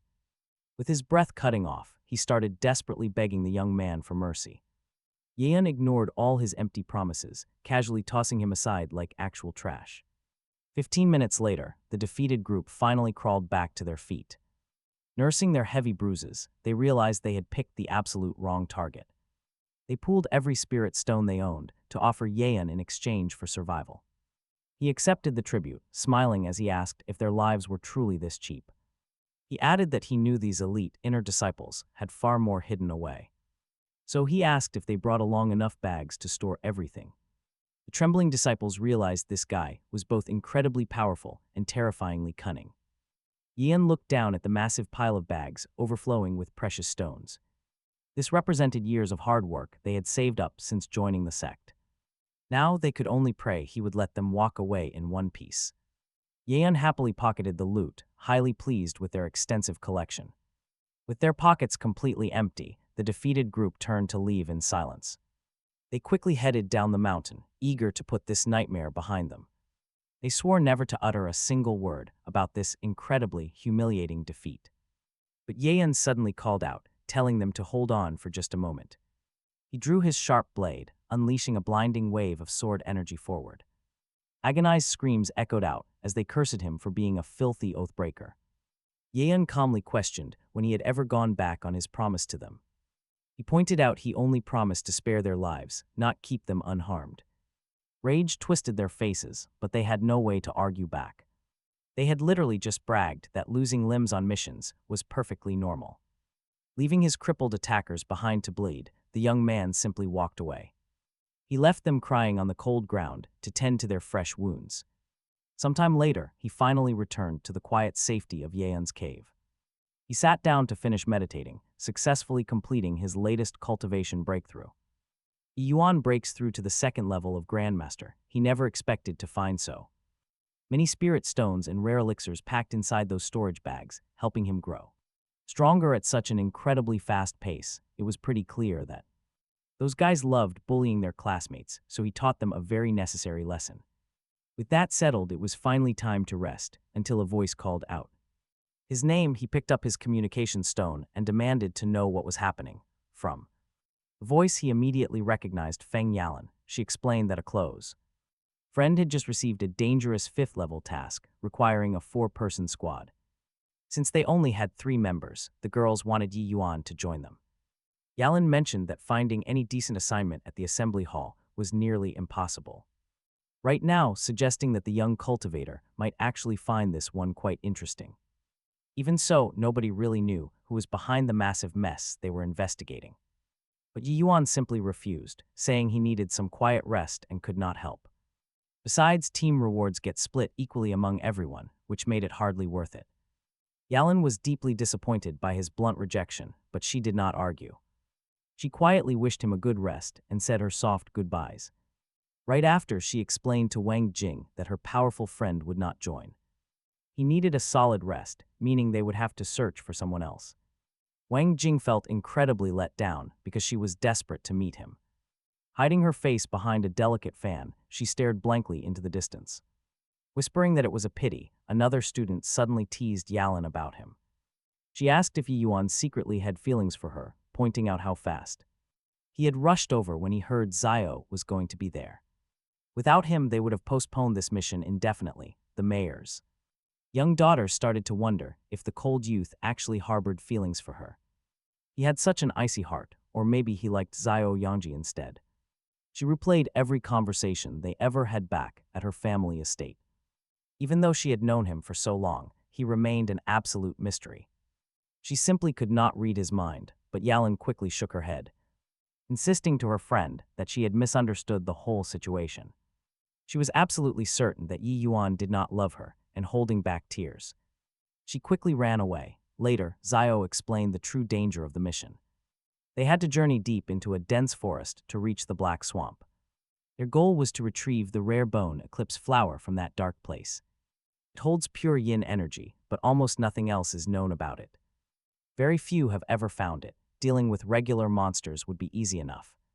But the deadly, suffocating fumes of the swamp were a major threat. Yi Yuan could not understand why Wang Jing would bring such weak companions. She should have only recruited cultivators who had already reached Grandmaster rank. Those toxic vapors could easily rot a weaker person's internal organs. Hearing this, the young apprentice bristled with anger, snapping back at him. She pointed out that Brother Zio was already a level 3 Grandmaster. He had zero issues with them joining the mission. Did Yi Yuan doubt him? In reality, he set up this squad because he possessed a secret weapon. It was a specialized protective potion known as the Yang Yuan Elixir.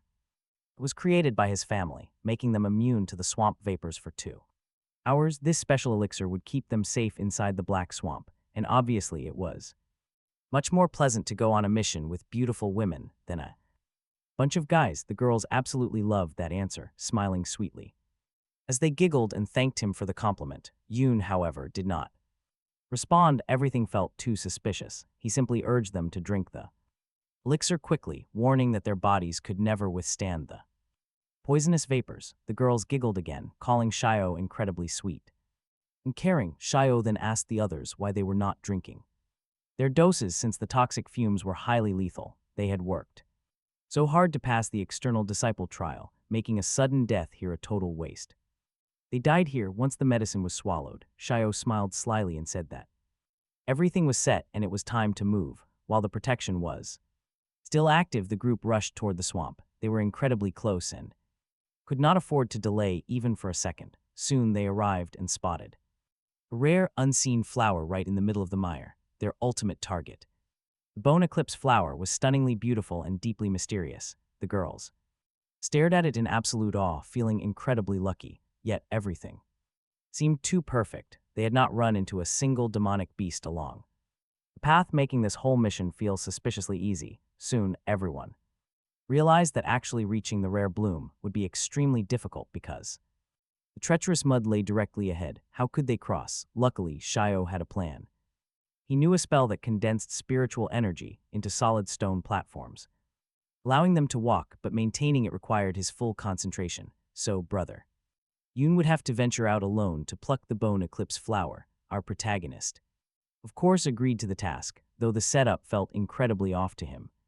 Shio then pointed out that going completely alone was too risky, and suggested that Yan should go along with the young man.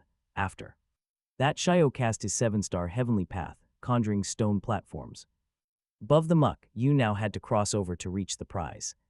Stepping carefully, suddenly Young Fong spoke up, asking if this felt too bizarre. Yoon agreed. The entire place was deathly quiet. No birds, no beasts, nothing. It was highly suspicious, suggesting something was very wrong with the bloom. Suddenly, Yoon struck, freezing the flower with his icy blow. The girls watched with intense curiosity, but Shio kept a cold, calculating gaze. Suddenly, deadly, jagged thorns erupted from the depths around the stem. The girls screamed for them to watch out. All 4 team members watched in horror as Yoon unsheathed his blade to slash at the endless thorns. Right then, Shio yelled, warning them not to go too far since the path was only 7 steps long. Suddenly, the murky water near the flower parted and something huge began to emerge. Young Fong, standing on the steps, watched in horror as massive jaws and giant claws broke through the sludge. He had never faced such a terrifying beast. Enormous eyes stared through the fog. Who owned that deadly gaze? Clinging to their shaky footing, they finally realized that this demonic plant lured creatures in just to devour them. It explained everything. Without meeting a soul, Yun instantly realized they were in grave danger. No choice, he desperately ordered Yalan to run and save herself. Right then, Wang Xin screamed to ignore the beast and grab the flower. But Yun snapped back. He would choose his own path in this fight. No one was going to order him around since he was his own master. Unleashing a freezing ice strike, Yun faced the giant eye, ready for impact. He only cared about claiming the flower and completing their dangerous mission. Yun reached out, channeling his inner energy to snatch the precious bloom. As the beast fought back fiercely, Yalan watched the struggle in sheer panic. Meanwhile, Yun desperately deflected the swarm of incoming sharp, thorny vines. Yalan could see the monster's violent strikes only growing heavier by the second. Once Yun grabbed the flower, they absolutely had to get out of there. Suddenly, Yalan spotted something shocking that she never could have expected. She desperately begged Wang Xin to conjure up another solid landing platform. Too late, she cold-heartedly claimed there was simply no time to assist. Yun pushed his speed 10 times faster to fend off the colossal beast. He lunged forward to catch Yalan as she plummeted toward the deadly swamp. Pulling her tightly against him, Yun told her to hold on for dear life. With incredible 10-fold speed, he rocketed clear of the bubbling swamp waters. Terrified, Yalan stared at her savior while clutching the prized flower. Leaping across scattered boulders, Yun sprinted away from the raging swamp monster. Finally safe, Wang Xin immediately hugged her, pretending to be utterly terrified. She claimed she was overjoyed that they had somehow made it out alive. Wang Xin kept apologizing, sounding completely devastated by how close it had been. She explained that the monster's final attack was simply too powerful to block. Because she had to defend herself, there was no time to conjure another platform. Still, they were incredibly lucky that Yun had managed to rescue Yalan. Even better, they had somehow managed to secure their prize against all odds. But wait, as Wang Xin celebrated their success, Yun cut her off. He looked her dead in the eye, claiming he finally saw through her. Yun explained that if Yalan had been the one to grab the flower, a setup, there would have been no platform left beneath their feet. And get this, her twisted plan actually had 3 cold and calculated stages. After getting the flower, she intended to quietly dispose of them one by one. She kept Yalan close for defense, only to betray her once they were safe. Her final step was to eliminate Yun and claim the entire reward alone. Unbelievable, confronted with her own dark betrayal, Wang Xin did not deny it. She simply smiled, finding his accusations of betrayal more amusing than anything else. After all, she had always assumed their weak little group was utterly doomed. Suddenly, agonizing pain ripped through the girls, catching them completely off guard. It felt as if a jagged blade were twisting deep inside their chests. They began coughing up blood, collapsing from the sudden, unbearable inner agony. Watching them suffer, Wang Xin admitted she wanted to eliminate her future rivals. Doing so before the core disciple selection would make things much easier. Even though this attempt failed, she insisted she had not lied about the toxic elixir. It could protect a person from poisonous fumes, but there was a catch. Channeling inner strength right then would trigger a brutal recoil. The youngest girl felt horribly sick, her face completely pale as tears fell. Covered in blood and bile, she was tormented by a single question. Why did Xiao betray them? Ye Yin did not wait for answers. He drew his sword and told his friends to step back. The girls wished him luck, as Xiao realized Ye Yin had not taken the elixir. It complicated things, but she was ready. She decided to end him right here. He stood his ground. He was entirely confident, while she gathered her power and scoffed. She called him a worthy opponent, saying she almost regretted having to kill him. Ye Yin replied that she would die today while he lived on. The clash erupted with such blinding speed that nobody could tell who led. Suddenly, Xiao gasped in pure pain, completely unable to understand this. His cultivation level was supposed to be far below her own. Yet his absolute speed left her with zero time to react. His blade was simply too fast as the fierce duel raged on. Xiao's fan was knocked away, her eyes filling with terror at his power. Ye Yin knew she did not have what it takes to defeat him. He remained perfectly calm, fully aware of his own capabilities. Winston watched in absolute shock, unable to process what was unfolding. It made no sense, but Xiao was officially beaten. Pure hatred twisted her beautiful features, making her look like a monster. She shrieked in rage, screaming that she would tear Ye Yin apart. She tried to sneak attack him from behind, but a blade stopped her. The beautiful Yalan blocked her with a sword, warning that one more step meant death. Xiao froze in utter disbelief as she stared at the young girl. Yalan had supposedly drunk the elixir, meaning this was all an act. The young girl did not deny it, calmly stating that anyone can lie. Yalan controlled her energy right when they entered the swamp. This kept her perfectly safe from the deadly, toxic fumes. Otherwise, she would have dealt with this traitor much earlier. Ye Yin watched her, realizing Yalan was no longer that naive girl. With a quick snap of her whip, Yalan pinned Xiao hard against the ground. She then looked at Ye Yin, asking what their next move should be. Though she wanted to execute the traitor, sect rules strictly forbade it. They could not kill a fellow disciple, no matter how bad the betrayal. Xiao scoffed, warning that if they tried to report this to the sect elders, she would just accuse them of trying to steal the rewards. It would be their word against hers, and she was confident. She knew she could easily sway the elders and return for revenge. And as for the witnesses, she was sure she could manipulate them. That young fool Tang would believe whatever lies she told her. But Ye Yin saw right through her desperate search for a loophole. He quietly asked why she assumed they had no proof. How did you know every little detail? Was he literally reading minds? He figured it all out just by reading her smug, calculating expression. Yoon slams the traitor onto the dirt and boldly declares his next move. He will completely crush Xiao's master plan, which is fully recorded on a crystal. Every scheme is exposed, but how did he even get his hands on that crystal? Such a rare item is impossible to find in the sect. Even Xiao's fortune couldn't buy it. How did Yoon get it? Xiao curses silently, realizing she just lost to a brat. Yoon chuckles, telling her she still knows nothing about his true power. He tosses up a whole bag brimming with various rare crystals. Loot from defeated foes, no doubt. Yalang beams with pure relief. With this evidence, nobody can call them liars, especially since the sect rules are strict. Sabotaging disciples on a mission carries a devastatingly harsh penalty. Yalang eagerly suggests tying Xiao up, and Yoon can't help but grin with satisfaction. Before heading back, he notes that he still has one final chore to handle. Sheer terror twists Xiao's face as she realizes something horrible is coming. She does not know what he has planned, but she can feel the suffocating dread. Yoon casually rests his hand on her head, triggering a sudden, violent absorption. All her powers and skills instantly drain away, flowing straight into him. Yoon explains she is harmless now, since all her power belongs to him. She won't be hurting anyone ever again. Suddenly, Yalang goes completely pale.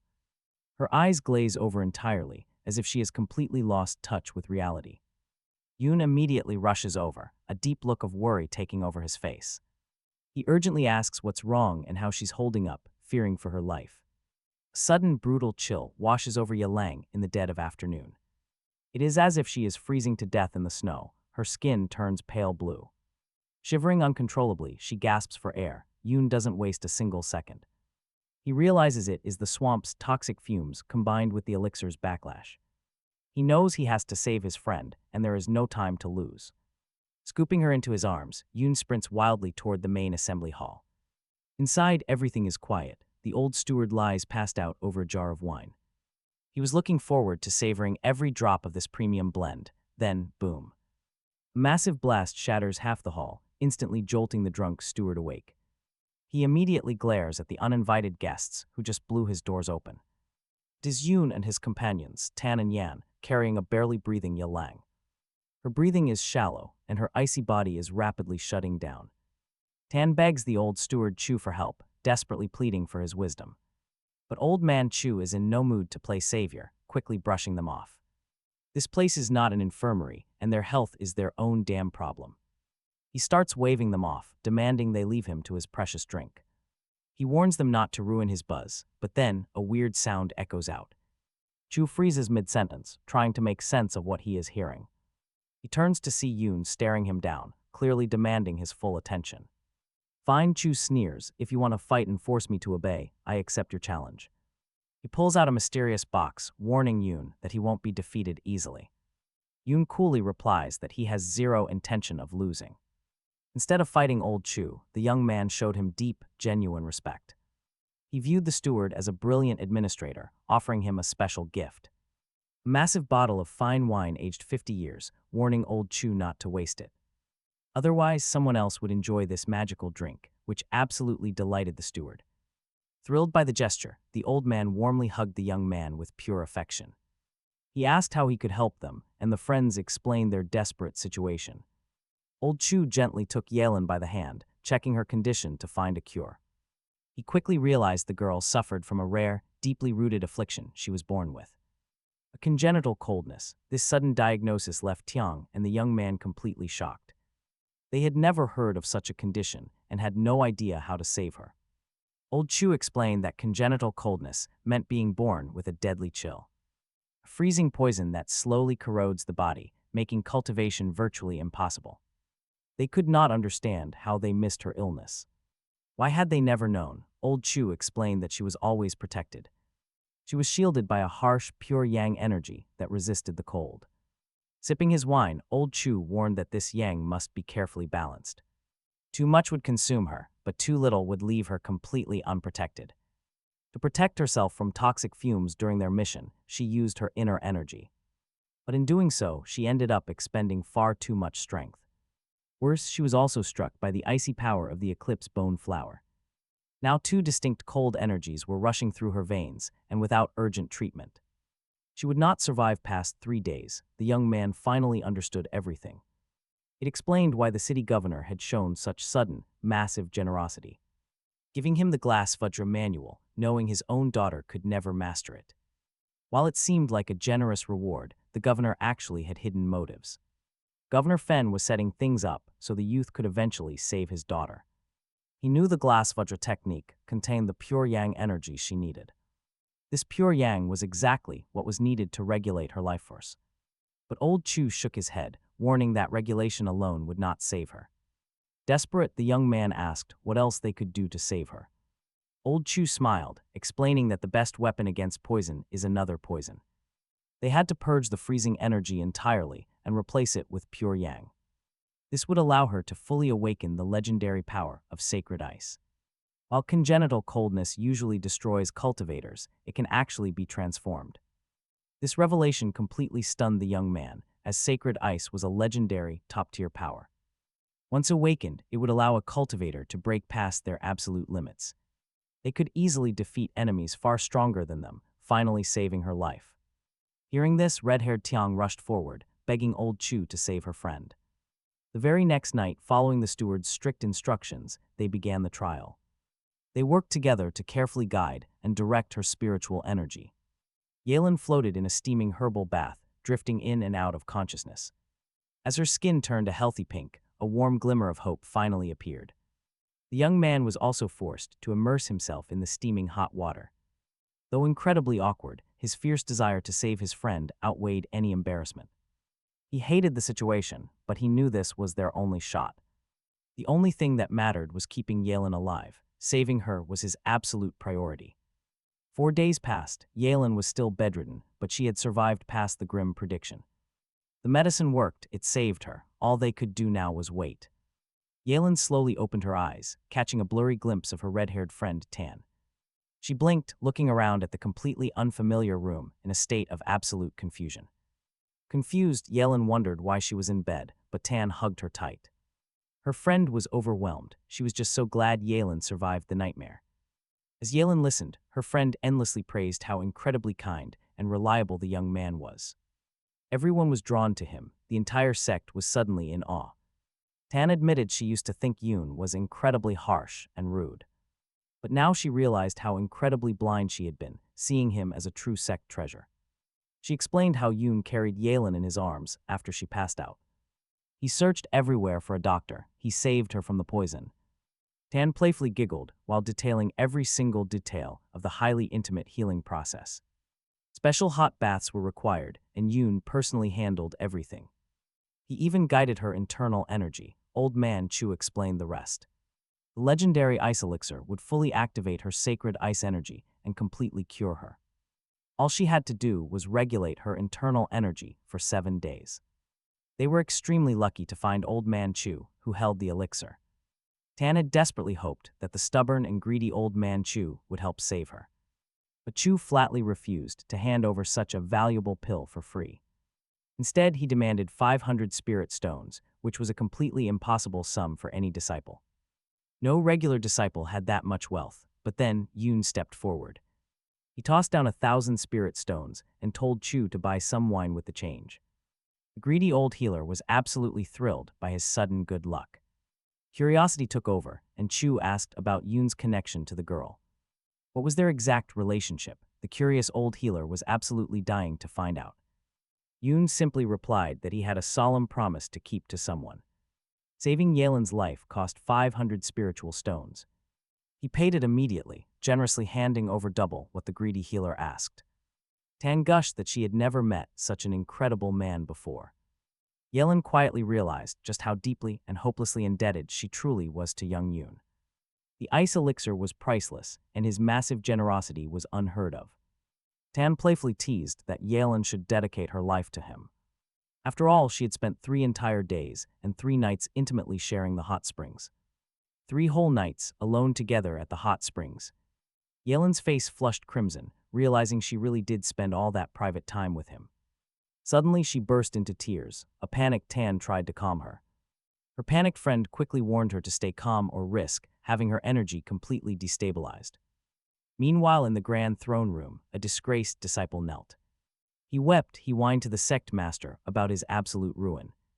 Elder Chi's disciple accused Yoon of extreme arrogance. This newcomer apparently mocked the disciples and stole all their accumulated treasures. 10 years of hard work, all of it stolen by one person. 6th Elder Hansen scoffed, calling the young newcomer an incredibly insolent and dangerous brat. Hansen explained that Elder Shu was the 10th and newest elder, whom the head of Qin had personally appointed only half a month ago and trained himself. Hansen told his nephew not to worry. The head of Qin thanked Elder Shu for saving his daughter, but he had not yet secured his position and gained enough influence, but Hansen decided to deal with Yang Ye himself to show what awaited anyone who dared to insult the family in the sect. The nephew thanked his uncle Hansen and, fully satisfied, headed back. A smug smile appeared on his face, knowing that a dark future awaited Yang Ye in the sect. Meanwhile, the unsuspecting young man pondered the fact that his progress had slowed down again, even though he had spent a whole month in the sect. He wanted to make a breakthrough soon and was thinking of ways to achieve this. Just then, some inner disciples passed by, discussing the news and marveling at the fact that someone had won 4 times in a row in the arena today. Yang Ye remembered that the arena was a place for fair fights where disciples could place bets in the form of spirit stones, elixirs, and weapons before the fight started. The inner disciples also discussed how the arena was a great place to earn spirit stones and test their own abilities. The young man decided that he definitely needed to go there as soon as possible. No sooner said than done. He headed straight to the arena that same day. Inside, a battle between 2 disciples was already underway. They fought hard, honing their skills and testing their limits. One of the fighters had almost defeated his opponent. Remember, killing is strictly prohibited in these student fights. The duel ended with one warrior claiming victory, but it was not very exciting since both fighters were almost equal in strength. The audience admired Hui, who had already won 5 victories in a row. His murderous aura during the fight clearly showed that he wanted to completely destroy his enemy. Rumor had it that Hui had an incurably ill sister, and to pay for her treatment, he became a hired killer. But after making too many enemies, he sought refuge in the sect. The crowd talked about how Hui feared absolutely nothing and fought like a demon. With desperate focus, Yang Ye realized that this was the exact opponent he needed. By fighting him, he could push past his limits. Hui stood waiting for his next challenger, calm and completely confident in his own raw power. Suddenly, another intense round erupted as weapons clashed fiercely. In the air, the warriors felt no pain, continuing to strike until a hidden blade drew blood. According to the arena rules of the arena, the battle only ends when someone surrenders or admits defeat and steps down. Suddenly, Hui realized he was in deep trouble. He had been slashed with a poisoned blade. Deception was his opponent's weapon of choice. A coward's best ally, the enemy then struck Hui in the face with all his might, demanding a surrender. The spectators could no longer watch this cruel mockery of a fallen warrior. In the next moment, his battered body lay unmoving on the cold stone floor, while his opponent continued to mock him, demanding he crawl away with nothing. Suddenly, the air shifted, raw energy began to churn as lightning flashed out of nowhere, leaving everyone utterly confused. Standing right behind the bully was the young Yang Ye. He struck the warrior with absolute fury, instantly knocking him off his feet. A minute later, the broken warrior was flat on his back, utterly unable to comprehend what had just occurred, how he ended up here, or who even took him down. Yoon stepped forward, declaring he would fight in place of Hui, who was poisoned and completely helpless. The youth turned to the administrator and asked how to lay down a challenge. Hui nodded, confirming he was stepping down and officially withdrawing. It turned out 160 spirit stones were at stake, meaning Yoon had to bet the exact same amount to initiate the duel. If he won, every single stone would belong to him. The opponent sneered, mentioning he had heard rumors of the kid among the outer disciples, warning him not to act foolishly in the arena, or else he would lose everything down to his very underwear. But Yoon calmly suggested that his opponent just surrender now, since there would not be another opportunity. The crowd watched with massive hype, cheering wildly for the kid, desperately wanting the corrupt Tim to finally get what he deserved. The young fighter handed the stones to the manager, demanding they start because he was in a rush, demanding they start now. But Tim warned that he had reached the 4th stage of Grandmaster, making it utterly impossible to beat him, like striking stone with a fragile egg. The duel commenced as they stared each other down, and the gong echoed. Yoon leveled his blade toward his foe, channeling his immense inner power. Right now he needed every ounce of it, and trust me, this clash does not disappoint. The sheer speed and power of both sides seemed perfectly matched. Swords clashed, arrows flew, sparks flew, and lightning crackled. Tim realized with shock that things were moving way too fast. Meanwhile, Yoon remained incredibly calm, knowing that only a direct clash would reveal his opponent's true martial limit. Tim grew utterly bewildered, drenched in sweat, his strained muscles burning.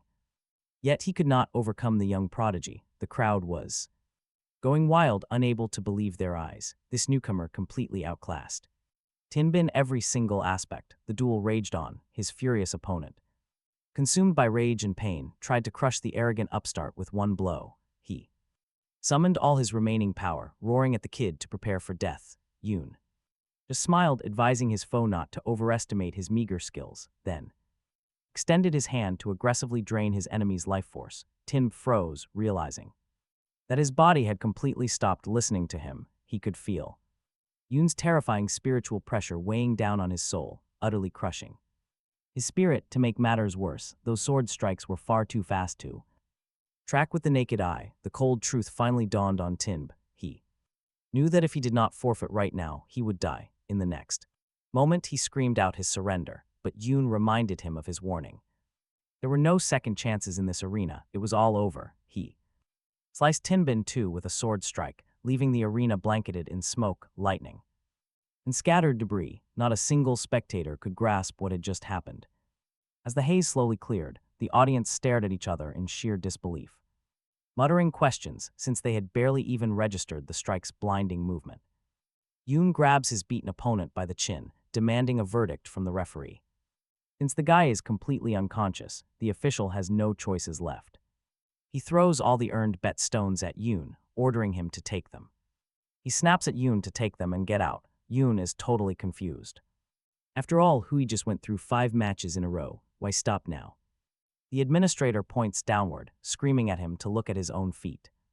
The ground is shattered. The entire arena is basically a pile of dust. Where are they even supposed to fight? Yoon looks down and finally gets it. Absolutely nothing remains. Yoon stops to analyze his own movements. He only used about 1/3 of his real power during the fight. As evening falls, Yoon heads back to his room, walking alone through the forest. Suddenly, a voice cuts through the trees. Yoon halts, looking for the stranger. Stepping out of the shadows is the big guy, Hui, looking for trouble. Yoon asks if he finally cleared the poison from his body. Hui just glares. I am not here to thank you, the brute snarls. I came to kill. Yoon does not even flinch. He calmly asks how Hui plans to murder him. Is he not worried about the sect rules? Hui just smiles coldly.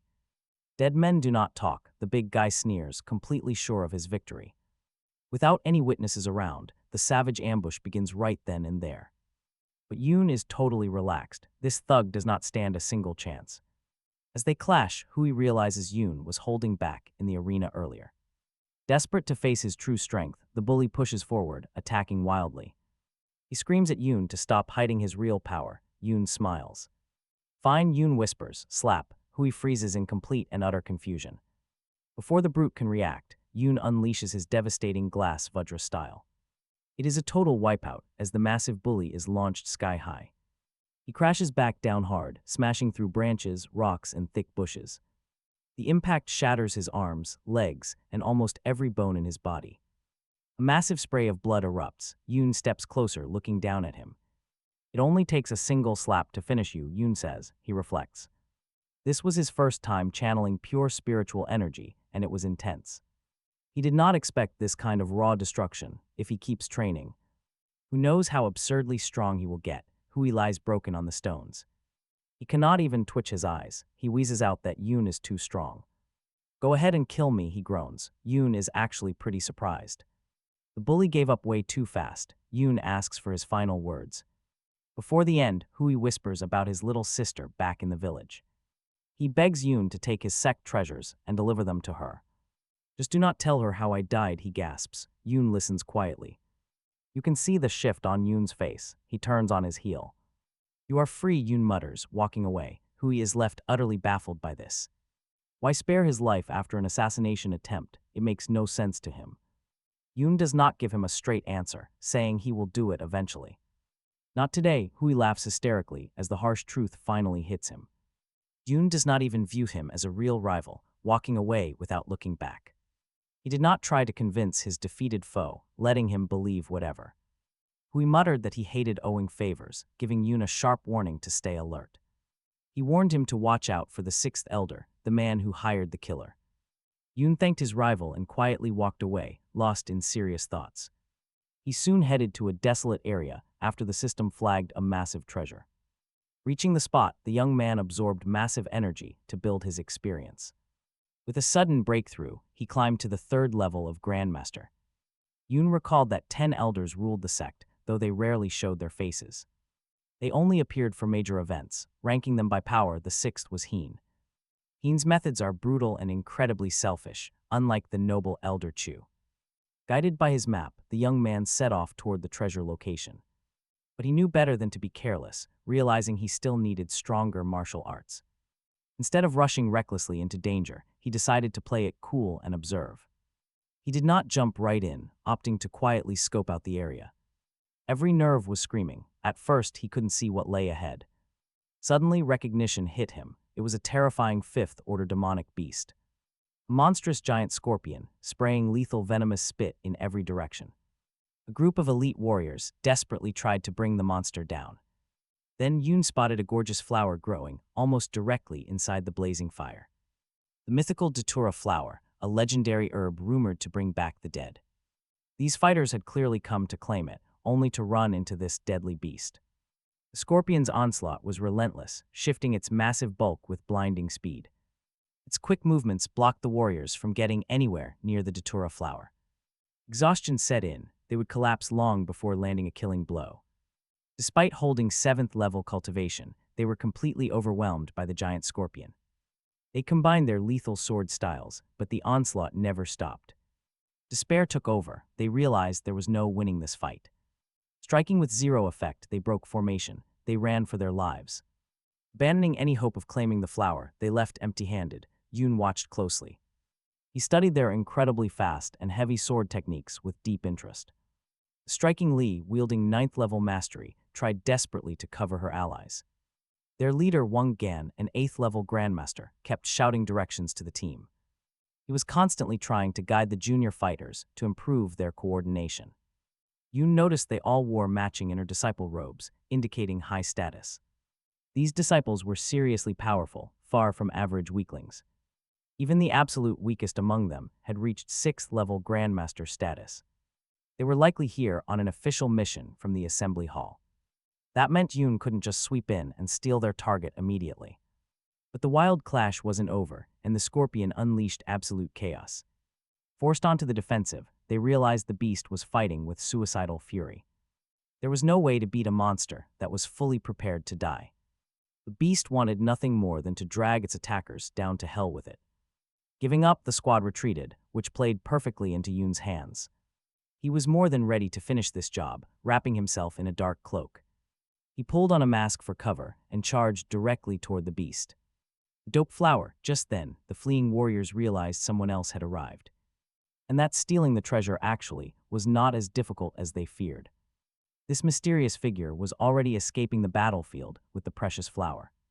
Suddenly, the demonic scorpion exploded, forcing the retreating warriors to guard themselves against the toxic gas. But once the thick vapor finally began to clear, and the exhausted disciples caught their breath, they were left completely bewildered. They had absolutely no clue who grabbed the rare dope flower from them. And they suddenly noticed that the beautiful Lear was also gone. Having successfully fled the scene, the young thief was still wearing his robes. But a sweet, unexpected scent prevented him from letting his guard down. Lear confronted him, demanding the flower and calling him a mere outer disciple. She asked how he dared steal their treasure. Was he stupid or just suicidal?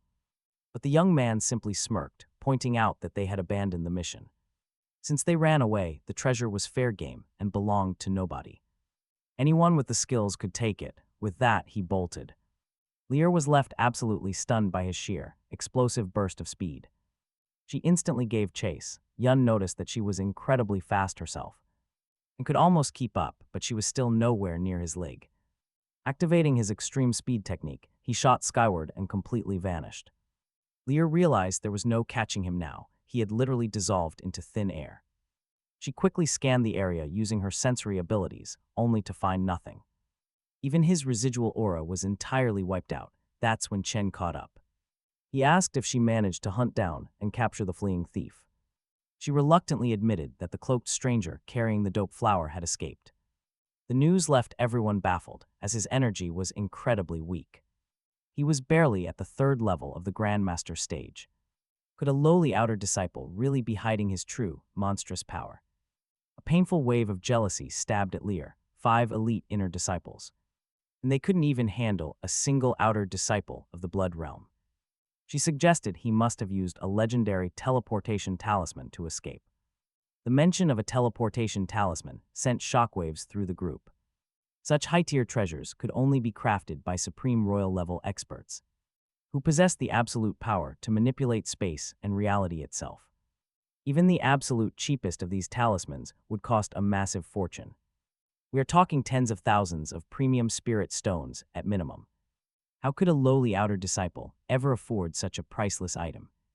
They couldn't wrap their heads around how 20 elite disciples got outsmarted. If the sect found out, they would become the biggest laughingstock ever. But if they could track him down and reclaim the flower, all was not lost. Besides, as a disciple, the thief would have to return home eventually.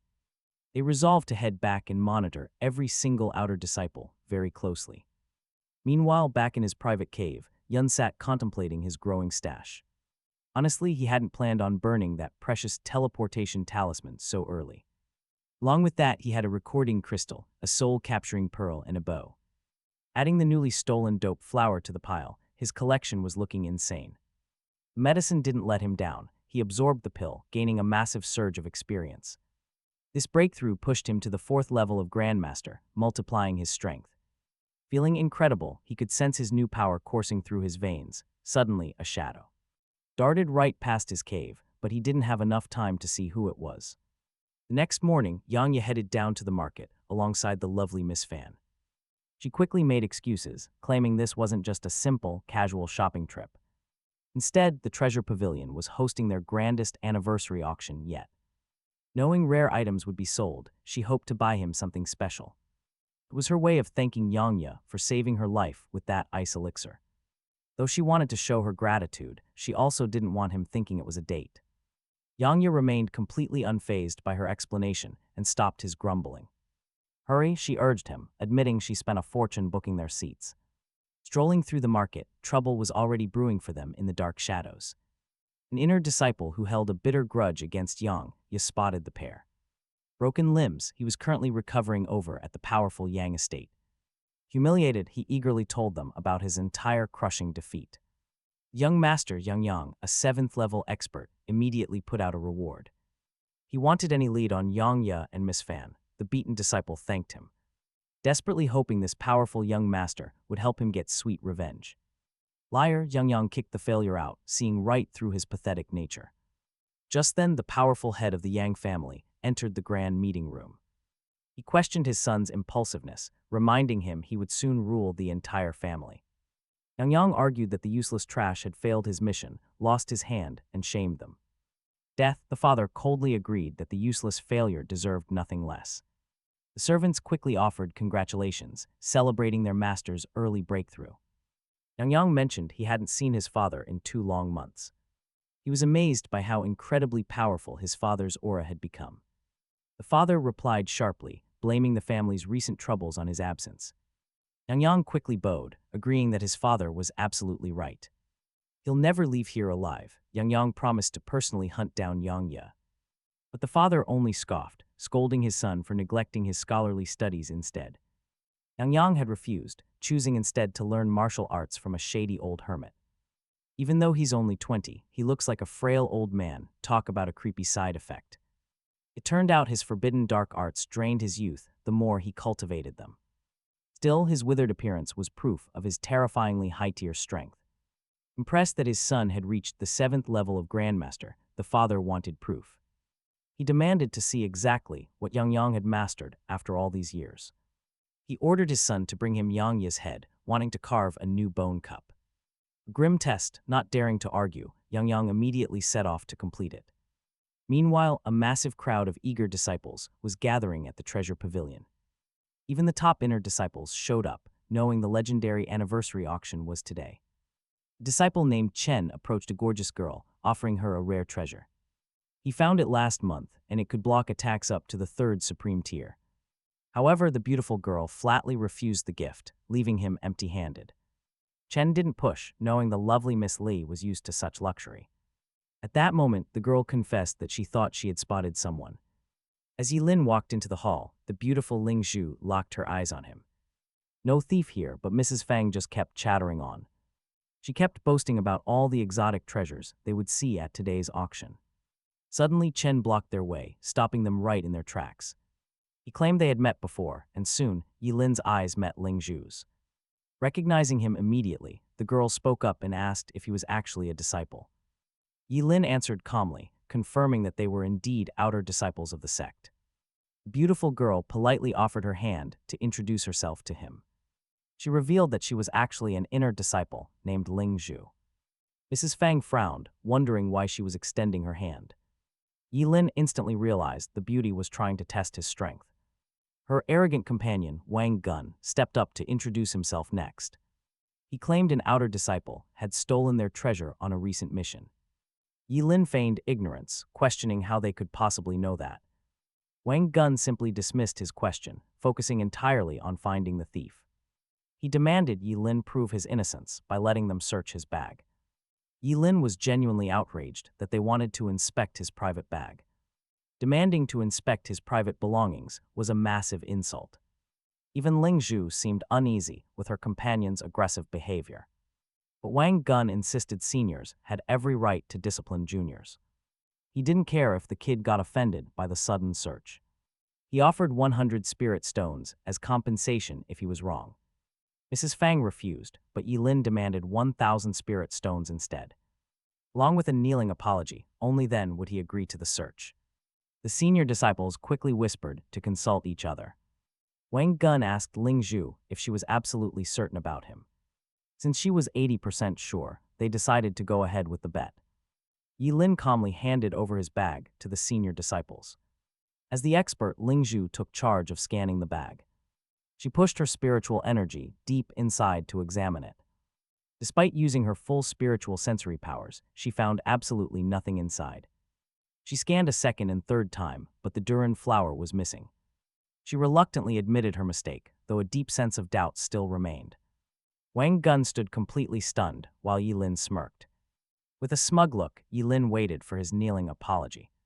He took back his bag, casually noting that mistakes happen. He mocked them, saying it is easy to confuse outer disciples with thieves. As his hand touched the bag, something unexpected happened. Lingzhu secretly activated her spiritual reading once again. This time, she directly sent her spiritual energy, scanning through his actual body. She learned a lot about him, but the Durin flower remained hidden. Watching closely, Yiling glared, highly annoyed by all this constant touching. Wang Gun quickly initiated a tense telepathic link with her. She admitted her spiritual energy found absolutely nothing inside his meridians.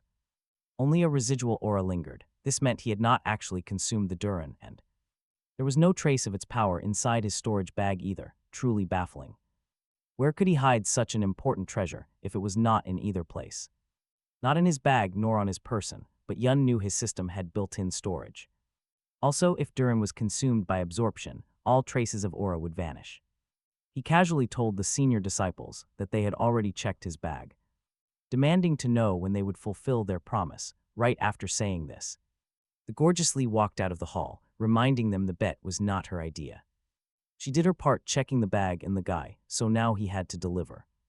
Wangan was devastated. He only went along with this out of his love for her. But the girl coldly snapped back, telling him she never asked for his help. She reminded him that she had rejected his advances countless times over the years. His feelings were his own choice, so she owed him absolutely nothing. Wangan froze. Yelin loved her attitude, while Yun noted she was not just beautiful but clever.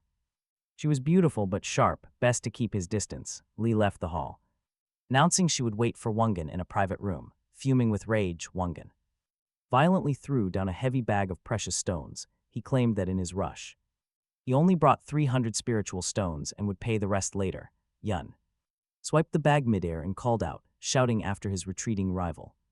He made it clear he would not let him walk away just like that. Wangan stood frozen in utter shock. This kid was 4 levels below him.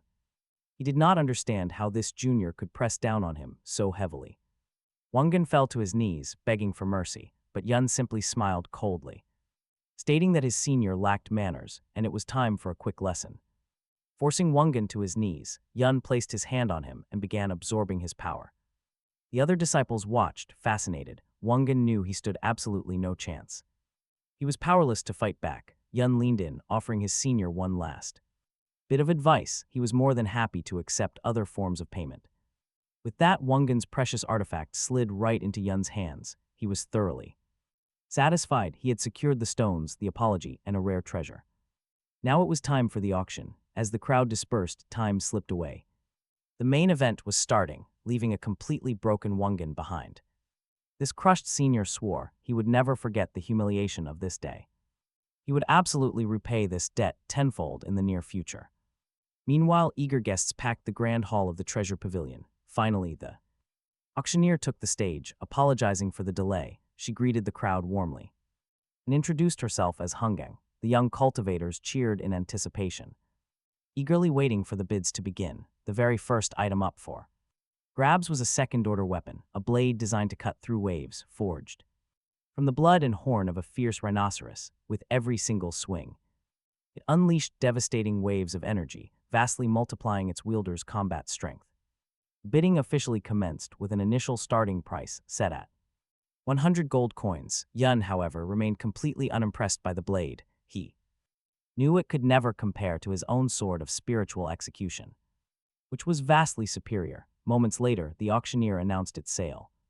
Right then, up in the inner disciple box, Wang Gun was incredibly relieved that the gorgeous Li hadn't witnessed his utter disgrace, believing she was cold and totally heartless. But today, he planned to use gold coins to change her mind completely. Just as the auction neared its end, the final lot was finally announced. It was a rare vial filled with the blood of a 6th-order Ice Jade Toad King. Everyone present knew that this specific beast blood was an absolutely unparalleled antidote, far outclassing the venom cure of any regular toad. If a spellcaster consumed this, they would not only purge all poisons, but they would also boost their cultivation power as though they had trained for 10 years straight. This Legendary lot naturally caught the eye of our main character, Yeon, the bidding. Opened and Wang Gun immediately bid 100,000 gold coins. It was insane, but Yeon countered by bidding 200,000. Suddenly, Yalin stepped in to buy it for him, wanting to repay him for saving her life, plus she could easily afford it. Yeon suddenly recalled that his companion was actually the city governor's wealthy daughter, making her one of the richest girls around. Yalin then yelled out 300,000. Even if she had to empty her entire life savings, she was determined to secure the rare prize for Yeon. The young man watched her with sudden curiosity, never realizing she was this loaded. Meanwhile, Wang Gun was absolutely fuming with pure rage as the bidding slowed. The prize was almost locked in for Yalin.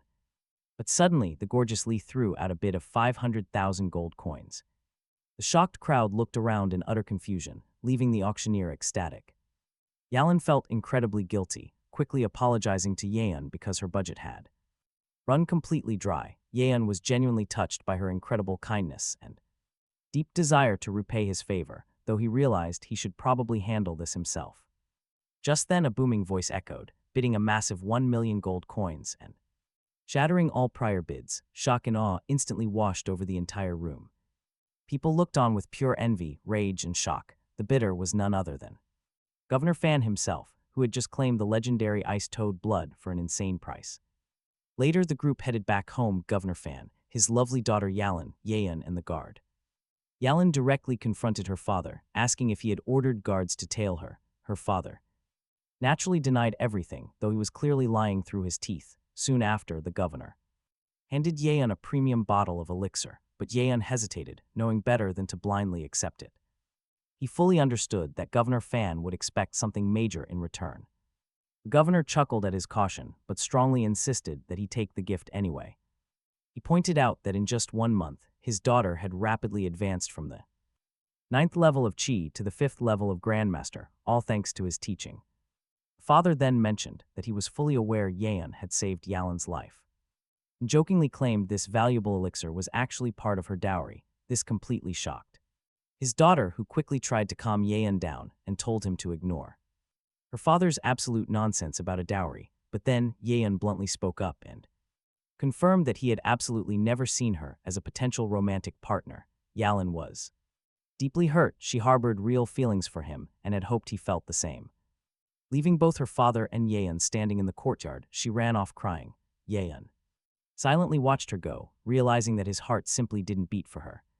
He decided to completely push romantic matters aside for now and focus on. First, he needs to find a secluded place to study the blood of the Ice Jade Toad King. Late at night, he slips away to examine this ultimate poison antidote. It can cure any toxin and must be saved. Suddenly, a massive snake appears. The giant beast looms, but Yeon walks on, acting completely oblivious. But the reptile creeps closer, very close, with a swift movement of his hand. He tosses the snake back. A sharp, burning energy beam pierces the beast, turning it completely limp. Yeon demands his secret stalker reveal himself. Such pathetic parlor tricks will not work on him. In an instant, the snake transforms into a human. It is none other than a high-ranking member of the Yang clan. Yeon instantly recognizes the man. It is the aging assassin, Yang Luchan. The killer chuckles. Since his target knows him, he tells him to stand still. Do it or else your corpse gets torn apart, but Yeon refuses. Yeon has zero intention of complying with his demands. Wait, watch this. Yang Luchan is totally stunned by the kid's insane speed. He notes he hasn't faced a decent opponent since reaching the Grandmaster stage. So he really hopes Yang Luchan survives a bit longer than the others. That does it. Enraged, the furious assassin vows to end things right here. He promises to crush this arrogant brat with a single, devastating palm strike. Forbidden dark arts erupt. This cruel technique consumes the spirit and shatters bones. Against this brat, Yang Luchan unleashes his dreaded spiritual radiance technique. The old man misreads the situation, thinking Yeon is merely fleeing in fear. But suddenly, the young man's spiritual energy feels highly corrupted. This is the power of the bone hand technique, which feasts on spirits. Yeon realizes his inner power is being drained and heavily contaminated. His overall combat power drops by at least 80% in seconds. Yang Luchan boasts that this is his Grandmaster's ultimate, prideful skill. He is ecstatic to end the brat's life with it, Then, the assassin summons his full spirit-consuming power to bury Yi Yun's soul once and for all. Too late, by now, Yi Yun has already fully analyzed his opponent's moves. No way, he throws his words back. His brilliant Vajra style activates. The killer is suddenly bound hand and foot, completely blindsided by this raw counter. He did not expect Yi Yun to possess such pure energy. While the spirit drain technique is powerful, it absolutely dreads pure fire attributes. The old assassin had waited for nightfall, his perfect battle environment, but now his plans are utterly shattered. Yi Yun channels his dual-handed fiery Buddha technique. Impossible, the terrified assassin screams, but nobody is coming to save him. Yi Yun calmly finishes the job, using his blazing hands to rip the snake apart. Within moments, the young cultivator stands victoriously over a broken, half-dead body. At the absolute last second, Yang Luchen desperately initiates a spirit transfer. And just like that, Yi Yun easily spots his pathetic escape trick. Yi Yun catches the fleeing spirit snake and slams it back into its corpse. Then, following his usual routine, Yi Yun places his palm onto his dying enemy. He begins to greedily absorb the man's cultivation. Miles away, a family elder suddenly feels a sharp pain, sensing his son's life force quickly slipping away. Meanwhile, Yi Yun happily weighs his newly acquired pouch of absolute looted treasures. He weighed the prize in his hand with satisfaction, feeling its solid and heavy weight. This treasure clearly showed just how wealthy the young master of the Yang family truly was. Suddenly, a notification confirmed that the mass absorption was complete, boosting his strength. He had reached the 5th level of Grandmaster, boosting his cultivation once more. Suddenly, an unidentified star appeared in the sky, rapidly hurtling toward him. A blinding flash and a deafening explosion erupted, throwing Yoon hard to the side. At the same time, Elder Yang bent over his dying son, desperately trying to revive him. Yoon watched closely, thinking about what a troublesome family the Yangs really were. First they launch an attack on others, and then they act like the victims. He knew what was next. He would have to deal with the furious father. The old man left his dying son by the cliff edge to seek immediate revenge. He swore a bloody oath that Yoon would pay for this with his very life. Elder Yang unleashed the full power of his scarlet flame sword, but Yoon did not flinch. Instead, Yoon calmly declared that he would use the elder to test his newly upgraded skills. Yoon promised to return every single insult the father had just thrown at him. As the battle raged on, Yoon unleashed a clever spiral technique to trap his foe. He smoothly intercepted his opponent's weapon, turning the tide of the clash in an instant. His hands were empty. In an instant, his sword had completely vanished. Yoon examined his newly acquired weapon with immense satisfaction, instantly loving its incredible balance. Elder Yang stood in shock, unable to comprehend how Yoon had disarmed him so easily. Still, the old man believed he could crush this brat even without his weapon. Worse than death, he wanted to make the boy suffer forever. Blinded by pure rage and hatred, he completely lost control and charged forward. He quickly unleashed his ultimate technique, the legendary dance of the burning yang. Yet Yoon effortlessly dodged every single strike coming his way with ease. He even kept mocking the old man, reminding him how pathetic his son had been. No balance left, Elder Yang could barely keep his feet. The burning shield technique was activated, but Yoon's insane speed easily bypassed it. Exhausted and out of options, the tired elder had absolutely nothing left to give. Seizing the opening, Yoon delivered a lethal strike directly to the old man's heart. Yoon coldly noted that Elder Yang was doomed the second he lost his composure. His visible weakness made it too easy, and his own sword would finish him off. Almost over, finally, Chief Yang collapsed onto the cold ground. He kept whispering Yoon's name, cursing the young man with his very last breaths. Yoon calmly packed away his new sword, noting that the elder was never a match. Even at the supreme level, he simply lacked the skill to survive this fight. Still, the dying man gasped that Yoon would never escape unpunished for his sins. His sinister words made complete sense a second later when he activated a final trap. He triggered the forbidden blood explosion technique, trying to drag Yoon down with him. No way, Yoon was far too clever to be caught by this. He had already slipped on a high-tier protective sleeve to shield himself. This simple artifact completely ruined the old man's self-destructive plan, keeping Yoon perfectly safe. The old man could not understand how Yoon possessed such high-grade gear. Yoon did not bother explaining his secrets to a dying enemy. Instead, he gathered the late chief's legendary sword and pocketed all his valuable treasures.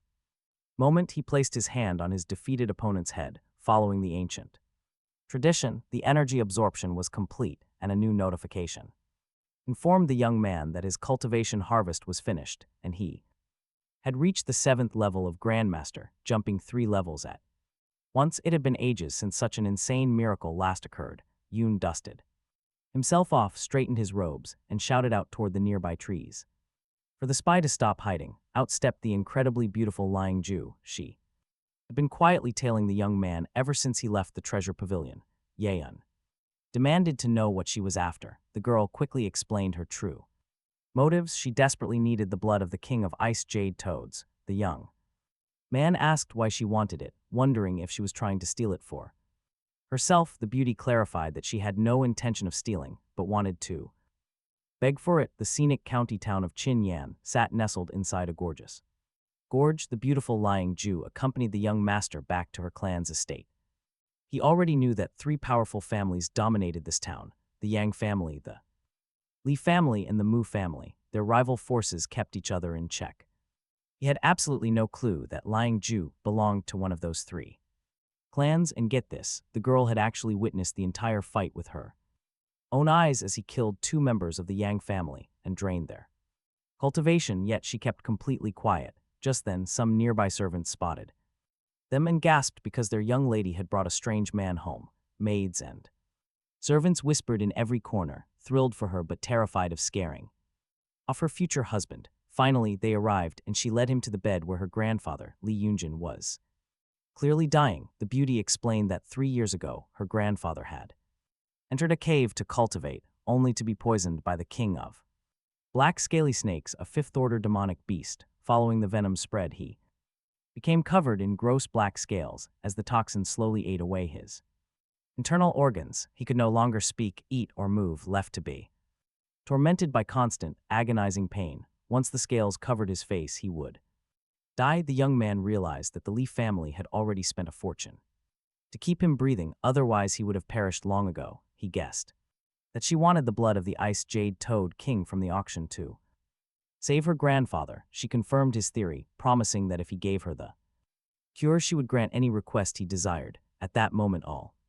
the servants in the manor knelt before the young man, begging him to save their master. He found himself in a tough spot because deep down he was quite kind-hearted, and their desperate pleas truly touched his soul. He knew that if he refused, the beautiful lying Jew would just keep begging him back at the sect.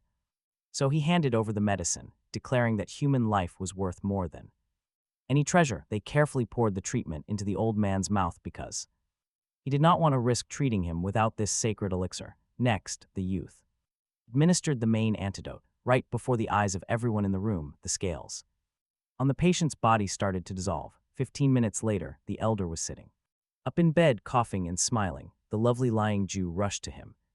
Coughing in bed, he smiled. Right then, the beautiful Lee rushed over.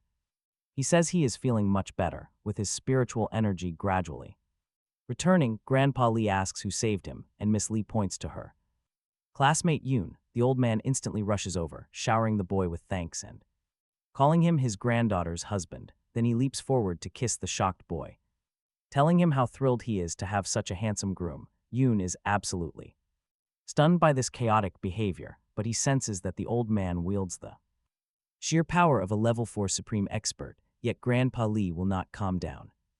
He keeps pressing, asking how they met and when they plan on getting married. He even asks if Yoon's parents are still around to bless them. The poor young man awkwardly explains that there are 0 marriage plans here and that his new grandfather completely misunderstood. Hearing this, Grandpa Lee's bright expression instantly sours. He immediately suspects that the kid simply finds his granddaughter unattractive. The old man starts dramatically tearing his hair out in absolute distress. Miss Lee just watches this circus calmly from the sidelines, while the young man bids them farewell, ready to leave. But old Lee simply cannot let this go. He is actually ready to fight his savior if they do not marry.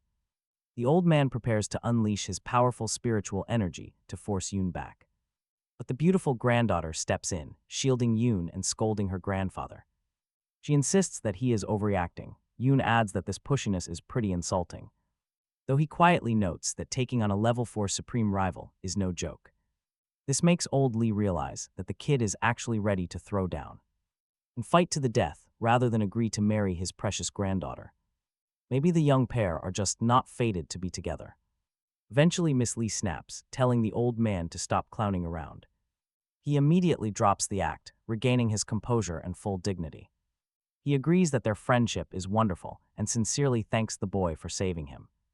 To show his deep gratitude, he leads the young savior straight to their family's secret vault, generously offering to let him pick whatever he likes. Yoon can barely believe his eyes. Can he really take whatever he wants? With his overpowered cheat system, scanning the vault's values is a breeze. He spots incredible martial treasures, like the legendary step art technique, the explosive fist strike, rare arts, and countless precious resources. He absorbs divine energy, along with the fearsome wrath of the blood god art. To top it off, he grabs several rare skills and expensive jewels. 15 minutes later, Yoon exits the vault. The old man takes one look and realizes half of his massive family fortune is gone, but Yoon calmly replies that old Lee's life is worth far more than any pile of gold. He bows politely, thanking them for the gifts, and heads on his way. Grandpa Lee and his granddaughter quietly watch him disappear down the path. She reveals to her grandfather that Yoon personally wiped out the Yang family's dangerous master and his son. Hearing this, the old patriarch notes that Yoon's jaw-dropping natural talent is a rare gem, and securing his friendship is absolutely crucial for their family's future. He adds that since the Yangs have lost their main powerhouse, their entire clan will crumble into ruin. Even so, old Lee strongly suspects that the real danger has only just. It was best not to cross Yang Longjian's master, a powerful underworld elder. If the elder discovered his favorite student was dead, he would want blood. He would hunt Yan down. The beautiful Miss Lee knew that although Yan was incredibly strong, a clash with the elder could end in disaster. Her grandfather noticed how deeply worried she was about her young classmate. To hide her true feelings, she quickly claimed she was just curious about him. With a simple flick of his fingers, old man Lee summoned his shadow guards. He ordered them to track every move made by the young man's family. If they contacted that dangerous underworld elder, the guards had to report it immediately. Once the orders were given, he turned back to his granddaughter with a grin. He teased her, saying that intense interest in someone often sparks romance. Flustered and furious, the girl immediately flared up at her teasing grandfather. She snapped that she was leaving for the sect right now, but the old fox knew her sudden escape meant his playful guess was right on the money. Meanwhile, inside the spirit tempering hall, disciples were slowly gathering for their training. Everyone wanted to boost their cultivation. The hall's administrator sat at his desk, laying out the strict rules and telling the eager crowd to form a line. They waited anxiously to enter. In the queue, students whispered and chatted, trying to decide if they should rent a double or triple efficiency room. Suddenly, loud shouts, kicks, and punches disrupted the peace as a massive bully pushed his way forward. Terrified, the students quickly exchanged panicked glances. Many recognized the aggressive newcomer instantly. This was the notorious Howell U-10. His family ran a massive trade empire, making them unbelievably rich and influential. Howell walked straight up to the desk, backed by piles of rare gems. He easily bought his way through, despite having a mediocre cultivation level. He arrogantly demanded the premium tenfold efficiency room, but the manager calmly broke the news to Howell that the tenfold room was already taken. The wealthy bully stood frozen in sheer, speechless disbelief. He argued that the special room was always empty, reserved just for him. The calm administrator smiled and insisted he was telling the absolute truth, telling the rich kid to check the spirit tempering house with his own eyes. Sure enough, the warning light on the tenfold room was glowing bright red. Frustrated, Howell decided they would just wait until whoever was inside finished up.